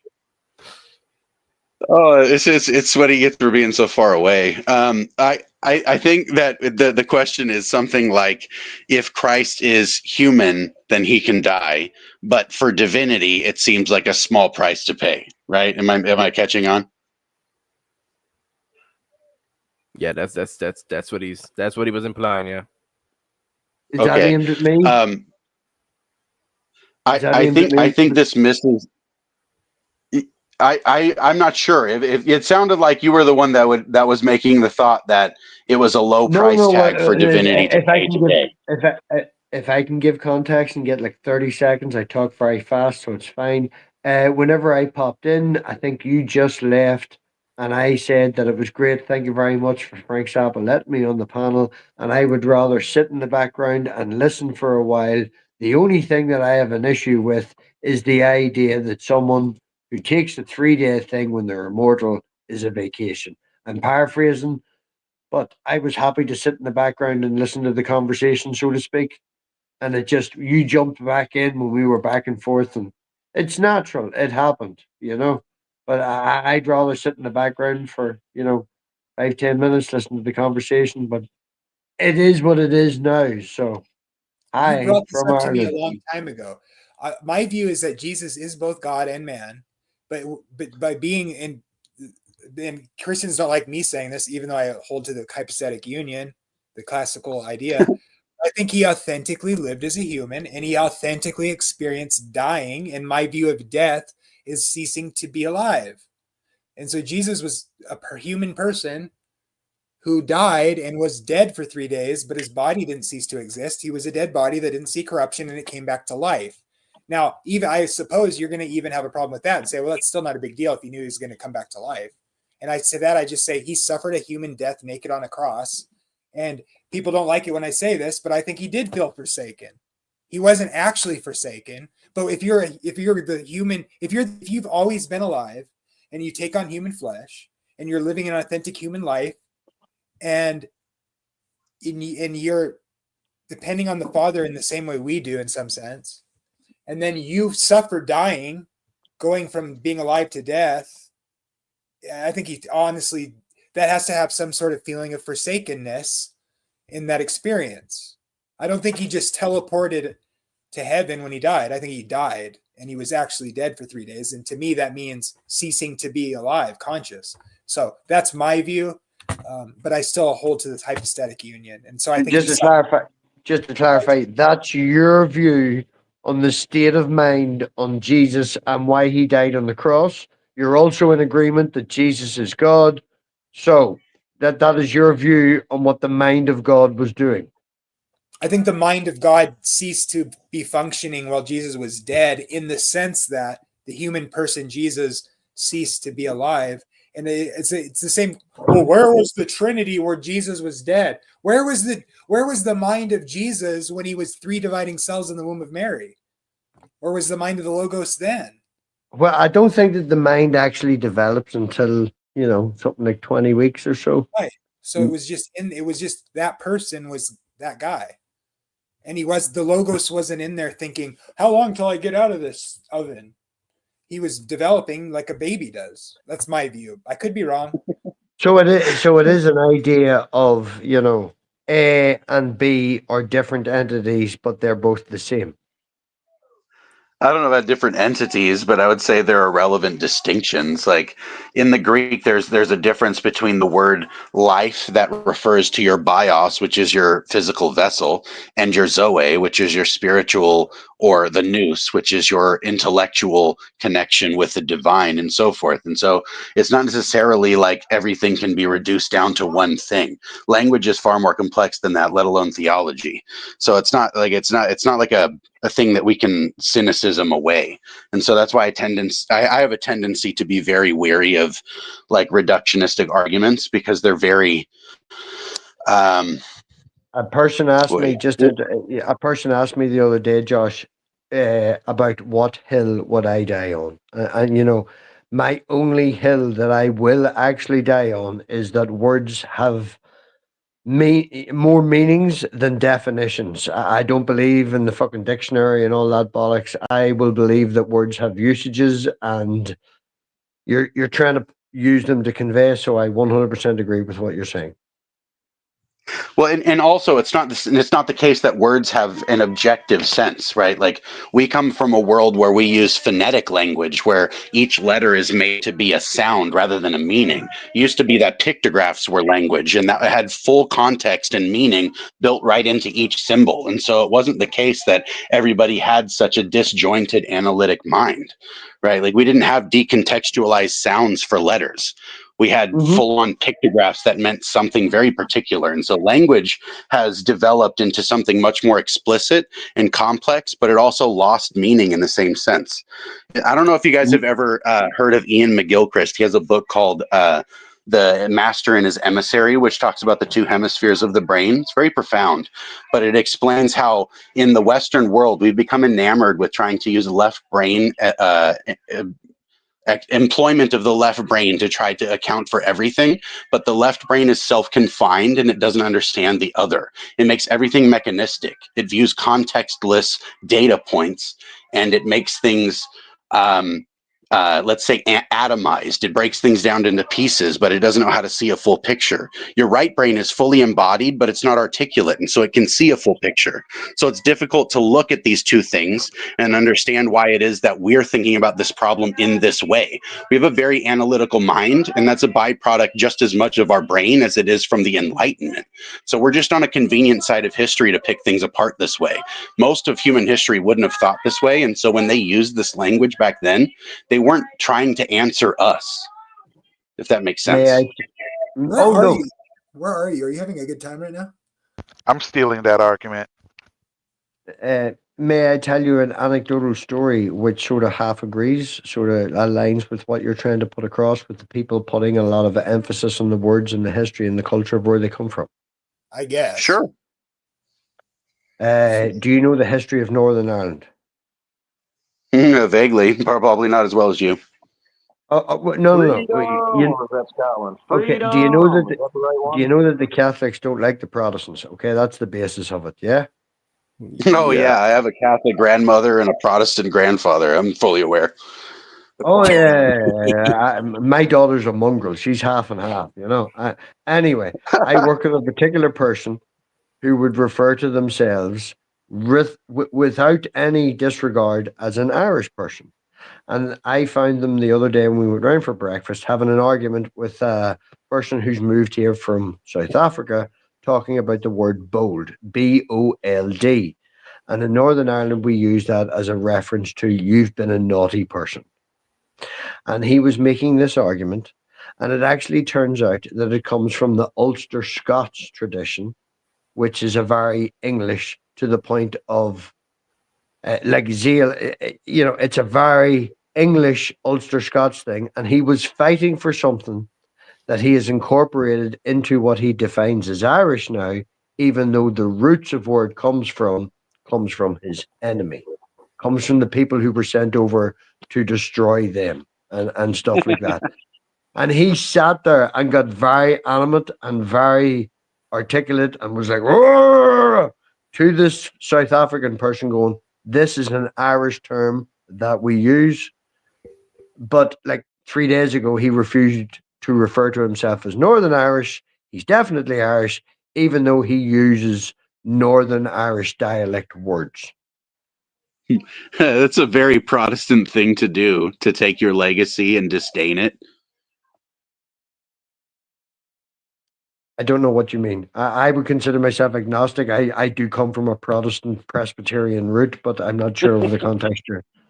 What I mean is the Protestants came out of the Roman West, and yet the Roman West is the thing that they were protesting. And so it's kind of a strange modern Western thing to do, to be suspect of the place you came from and disdain it and think of it as a virtue. It's a very weird thing that we do. But it's a very Protestant thing for your friend to do, to hyper focus on something and critique it while simultaneously disdaining where it came from. It's kind of, Well, I don't know, it's it's just a because sense of he irony. grew up. Yeah, he grew. That's the thing. He grew up saying these words. His mother said these words to him, and it's the fact that it was due to colonization, and because it's so long, he now considers it part of his culture and why he's Irish. And it's like, dude, one of the things you're screaming on and dying on a hill on, and because you're so Irish on, it is not Irish at all. It's like from the people who were sent over here to breed you out. It's like Not at awful. all. Not at all. History is a wild ride, bro. Oh yeah, like it really, really is. It's interesting. Jamie, you have some interesting streams, my friend. I just like your accent. Don't take it the wrong way. I was just admiring your Oh no, accent. man! You just you just look more and more like Frank Zappa every minute. Just keep going. It's fine. I wasn't a band, man. Titties and beer, man. You can't go wrong with titties and beer. And mustaches. And buff rainbows. Buff rainbows. You know. Yeah. But, Hey, nice don't- vest, bro. Oh, Looking don't- sharp. Let's not even. I have an obsession with waistcoats. I have far too many waistcoats. Like He Why- just why- came from a church service. He's lying about being an agnostic. I think he's a bartender. dude, you know what? Bartender is crazy. I put this nice outfit on earlier because I asked my wee girl. She was going back to her mum's earlier today, and I asked her to go up and get dressed. And we usually go to McDonald's on the way home. Because, Daddy, I don't want to go to McDonald's today. I want to go to a restaurant. She came down the stairs wearing a nice red dress. So I put on this wee outfit, and we went to an Italian restaurant, and we got pizza. And yeah, we did that instead. Excellent. Instead of McDonald's, because we usually do that because I drop her home. You know, McDonald's is quick and cheap. You know, get lunch on the way home. But yeah, Nice. So you got in Northern Ireland, you got McDonald's, you got McBurger King, you got McKentucky Fried Chicken. dude. Royale with cheese, right? Royale with cheese. Is that not discrimination? Is he not discriminating against Irish people right now? If he said, No, he's if stereotyping. somebody mentioned potatoes or fish and chips, then they'd be racist. But we're all good so far. Harry's Irish. Harry's Irish. Harry, you misread her. Yeah, It's not like you're the first Irish person here. Don't get it twisted here. Nunya Biz is being really racist now with his lays because we call them walkers over here. So he's the worst of us all. Like he come on camera, flashed his racist crisps, and then left. Notice how the crisp is green. He calls it crisp, guys. What a UK person. I called you UK person. Does that make Oh you no, angry? that's fine. That's fine. I generally consider myself Northern Irish. I've been a product of both sides. I both have a tricolor hat and a Union Jack hat in this living room. You know, as I said, my daughter's a mongrel. I wanted to grow up knowing both sides. Your daughter is Asian, isn't she? If I remember. My daughter. We don't have to talk about it. I don't mean to dox you. I'm sorry. Me? You talking to me? Yeah. Oh no. I'm from a very Protestant background and don't give a shit. And my daughter's mother is from a very Catholic background and doesn't give a shit. And we both met up together. And you know, you laugh, Josh, but it's actually quite funny because in this next 2 weeks, my daughter's having her first communion, and it was very important, and it was a very big conversation because it's on the birth certificate. If you put other or Protestant, you can't go through your Holy Communion. It has to be Catholic on the Holy Communion. Her mother went through these processes. She's not very religious. She is a cultural Catholic, as I would refer to it. But you know, it was important to her that her firstborn, her daughter, went through the same processes, the same cultural things, the same sort of things. And yeah, I laughed at her the other day when she told me she spent nearly £500 in the fucking communion dress, and I went, "No, fuck you, I'm not putting money into that." But anyway, yeah, that's happening in a few weeks. $500 on a communion dress? Pardon? Yeah, I would 500 also be confused as well. $500 is insane. Oh, I swear to God, yeah, it's like a whole white fucking thing measured to her height, and it's specifically made. It's gonna take three. Yeah, she wants to pay that. It's important to her. That's fine. You know, there's certain things within the Catholic religion that I don't have my daughter around, and me and her will go to the arcade or something instead. But you know that it's in certain things that are important to her Catholic mother, her religious mother. That's fine. Maybe girl's smart enough to figure it out when she gets older, in my opinion. If she My decides thing, or doesn't decide, that's up to her. what do you? So, how do you feel right now about the about how like these two institutions are like affecting the society, like from a government perspective and like from a cultural perspective? I I'm in understand it's Northern. I'm in Northern Ireland, and since the fucking Good Friday Agreement, we've only had a government for 40% of the time. So I don't know what you're talking about with oh shit. having them both, having them both together. It's mad over here. But refine the question, and I will answer it openly. Um, um, I'm, if both the churches as institutions, right? Do they do they Oh, influence the government with whatever this that might look like, or the parties, this will give you one way some or the other? context, Batman. Sorry, this will give you some Okay. context. My wee girl's family and all her cousins go to a particular school. Actually, they go to two particular schools, one for boys, one for girls, because of the Catholic religion and the way it is semi-segregated over here. We have grammar schools, and because the Catholics can afford to fund the schools, where the integrated schools over here, when I was growing up and stuff, were funded by the government, and it's a whole thing about money. So if you wanted to go to a slightly better school, there was more of an opportunity via the Catholics because you could go to a Catholic grammar school. And that's where most of her family go to, you know? Now, it doesn't cost anything extra, but you have to do well on tests to get into them. And lucky enough, we're not stupid over here in my family.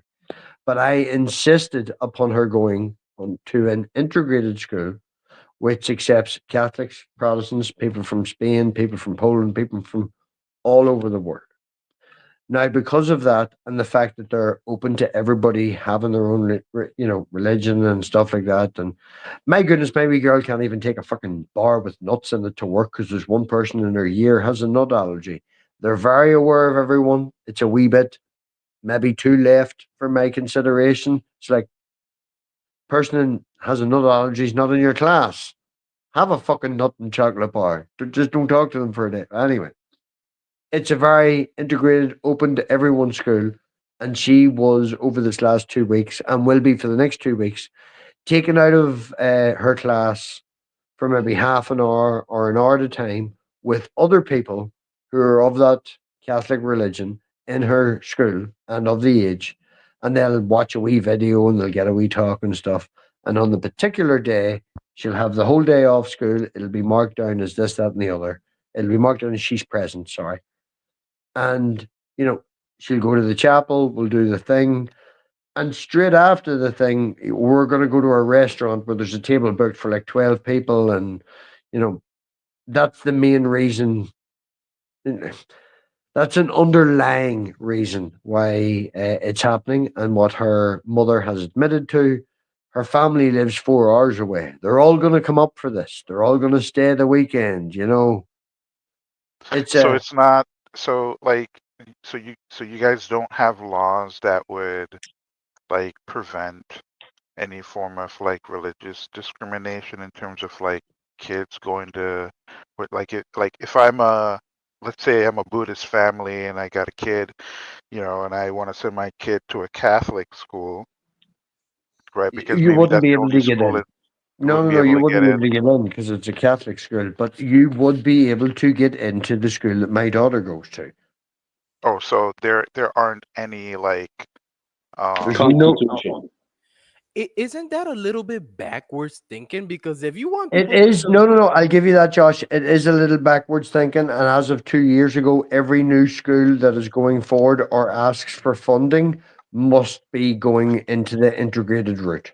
So what they're doing now with a lot of schools over here is there's the Protestant school 3 miles up the road from the Catholic school, and if either of you want funding, what we'll do is we'll smack the two of yous together. Whoever's got the biggest land in both, every school going forward is now has to be integrated. But that's only a recent thing in this last 2 or 3 years. Like. Also, a very Protestant thing to do.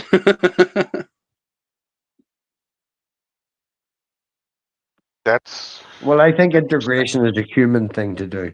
None of us are any different. Like. Well, the integration of human beings rather than the combat and conquest of human beings is a very specifically Christian thing to do. But equality as a virtue, as distinct from It's also a like very humanist diversity. thing to do. It's also a very Well, I mean, humanist thing to humanists do. And by they borrow a definition, lot. if you went It's back fair. far enough, it's also an evolutionary thing to do. It is evolutionary beneficial to look after the people around you, and see everyone the same. Only if you can abstract out beyond the individual, because you're talking about biology being a metaphysic now. It doesn't work that way. But I'm No, talking about like the I was being inheritance of something. yeah, Frank I Zappa was got just it. I thinking was about that, being Josh, by the way. facetious. I was being facetious, bouncing off a topic of look at how Northern Ireland is like 70 years behind America. Isn't that Oh scary? no, America is retarded. Don't get it twisted, bro. Ooh, girl. I'm firmly American. I love coming from America. I believe I live in the one of the best countries in literally the best time in all of human history, and we're dumb. Like we are. Well, And your so education is fucked, man. Do you see the limitations for clocking in on homeschooling in Texas? Just look up what is the minimum on homeschooling in Texas, and that just makes you feel bad. Really, really. It's like I think you need to say like you need to know what do you call it, your national anthem, and like count to 10. It's like oh fuck, okay, go Texas. Hey, don't hate on them. Out of the 10,000 children that end up being dumb, there is one philosopher, okay? Don't hate on. I guess I'm him. At the end of the I'm not day, homeschooled. do you know what's really funny, right? Here's another anecdotal story because I am one of those assholes that will, from the 80s, flash all the pictures of his daughter and be like, I'm so proud and stuff.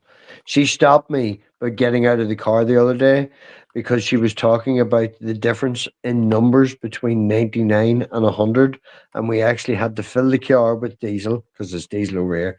Filled the car with diesel and drove to the car park and did like a wee pyramid thing where it was 1.0 at the top, and then we increased the decimal point to the left on the left hand side, and increased the decimal point to the right on the right hand side, because she had an understanding of fractions, but she thought that her mother was lying to her, telling her that there was numbers between 99 and 100, and she didn't think that that was possible. And when she grasped the fact that there is more numbers between 99 and 100 than there is in infinity, which is a whole different conversation at 4 o'clock in the morning, it blew her wee mind. Oh no, no joke, man. She woke me up one morning. I'm in the living room. She come down.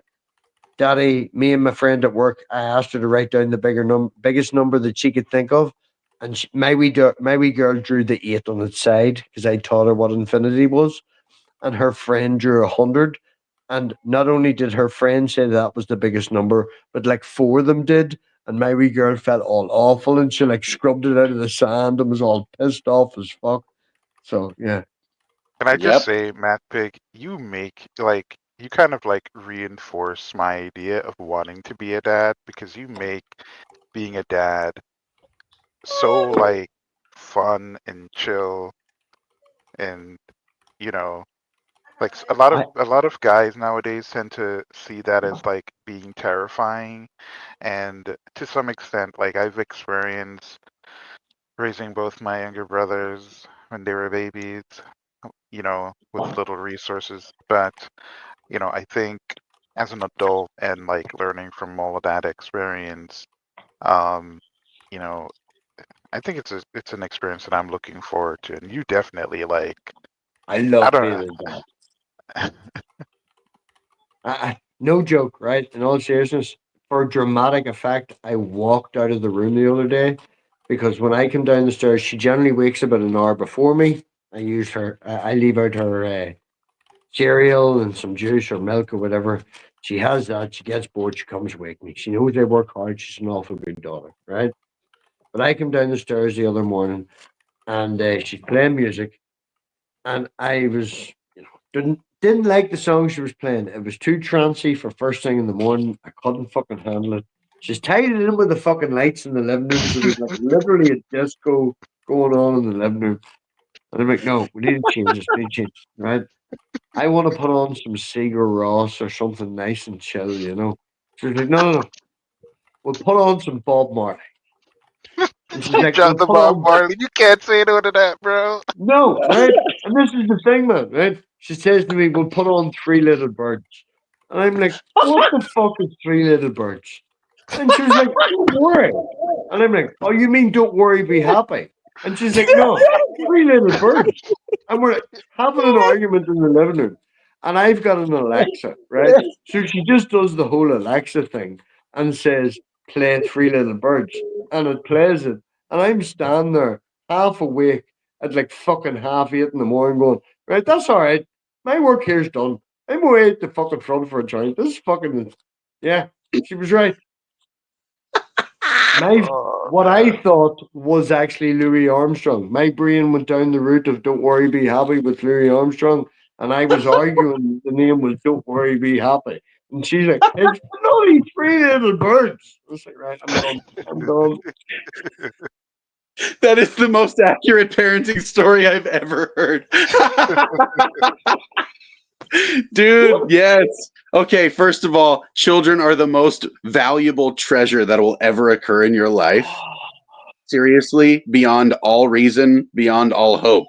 That is the most amazing thing. And if you're a Christian, it'll be the best theology lesson you have literally ever invested in your whole life. You will never top it.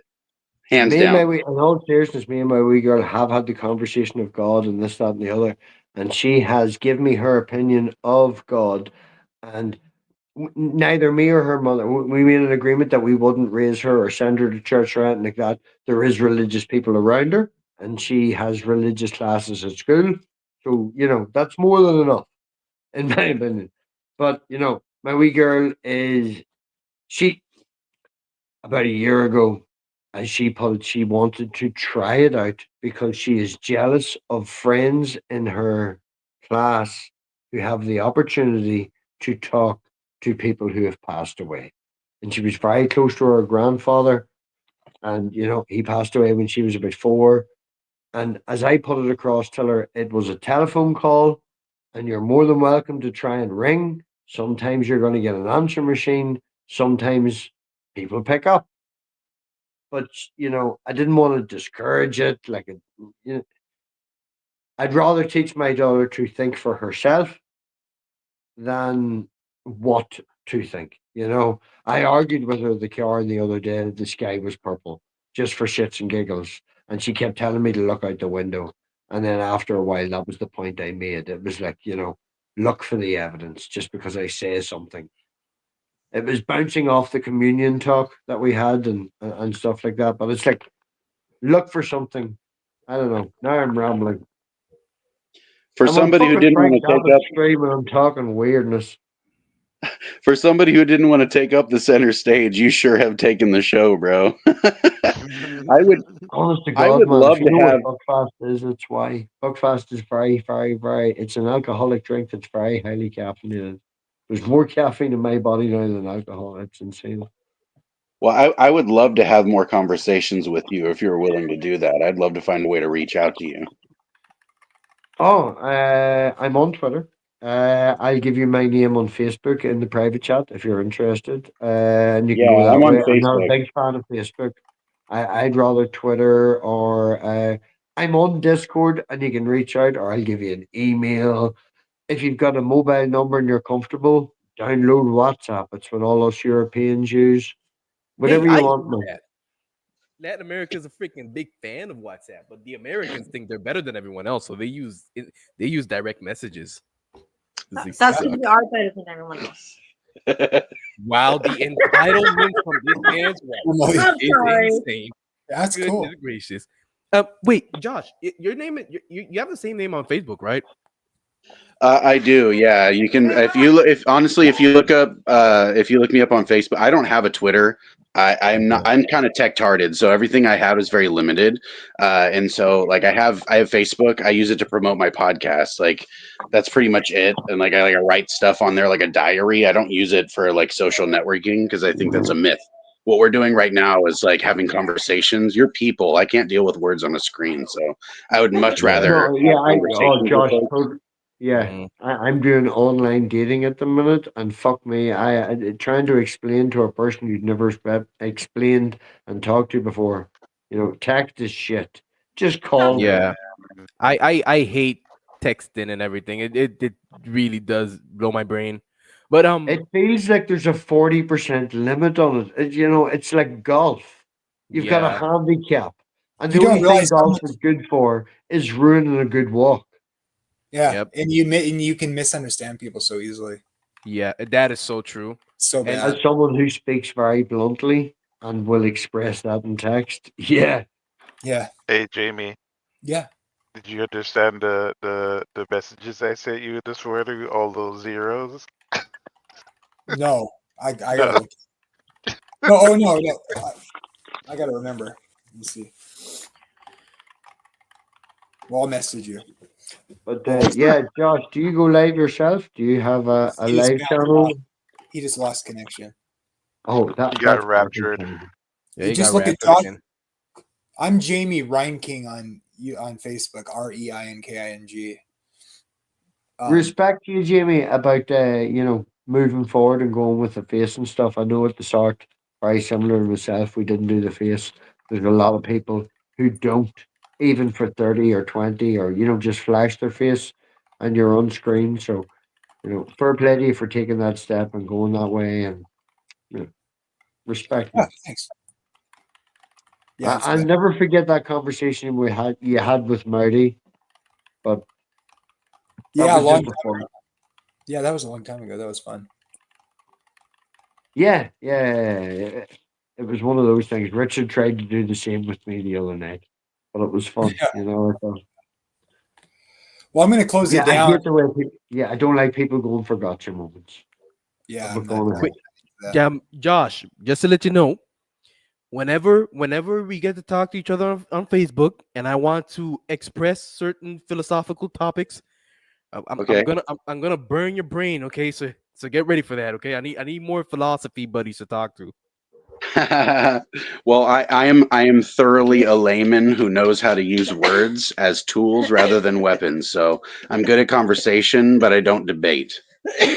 I'm good with that. Get you guys' things in the private chat if you're, because I got to close. Yeah. But I'm feeling jealous now that nobody's sniffing me up. Yeah. Put it in the It's private because chat. you're Irish. I'll post. Fuck off. Hey, You racist. whoever leaves their channel in the comment section of this video, I will post it on my comment section so everybody can access each other's things on there too. I shall do. I shall. Well, So put I it in the don't comment really. section of this video, and I will post it in my community page too. So You see, that's the it's thing, nice having Jamie. you guys. What? You see, Say again? you're promoting the problem. Have to have your channel. Like, what's wrong with just having a hangout without having it to be promoted? I Well, I'm don't just saying like. so I you don't guys can stream. get a hold of each other. That's all. But Because my channel is awesome. I promote it because it's dope. That's why. Yeah, and my channel is like cooler than my profile picture. So there you go. Oh, I bet you if I told you that I interviewed a guy that actually physically had the Dead Sea Scrolls and worked on their translation, you would be very jealous then. What's his name? Just look up my channel. It's pretty much one of the last streams I did because Richard got very annoyed when I brought him on. You know, Here Richard, you are Jimmy, promoting your channel. he did not like that. He stopped talking to me for like 3 months after. So people don't want to know how much they don't know. Thanks for coming, everybody. Good to see everybody out there. Tomorrow, if anybody wants to help me, I'm setting up for a debate about God's sovereignty and our free will in Scripture. So if you're interested in giving me some pointers on, I'm gonna be Free will doesn't exist. I can send you a scientific paper. I can help you that way. Okay. Well, I want people to help me take the other view, but hey, sorry. Okay. So Message God me. bless. I'm gonna just close it down. So peace out. All right.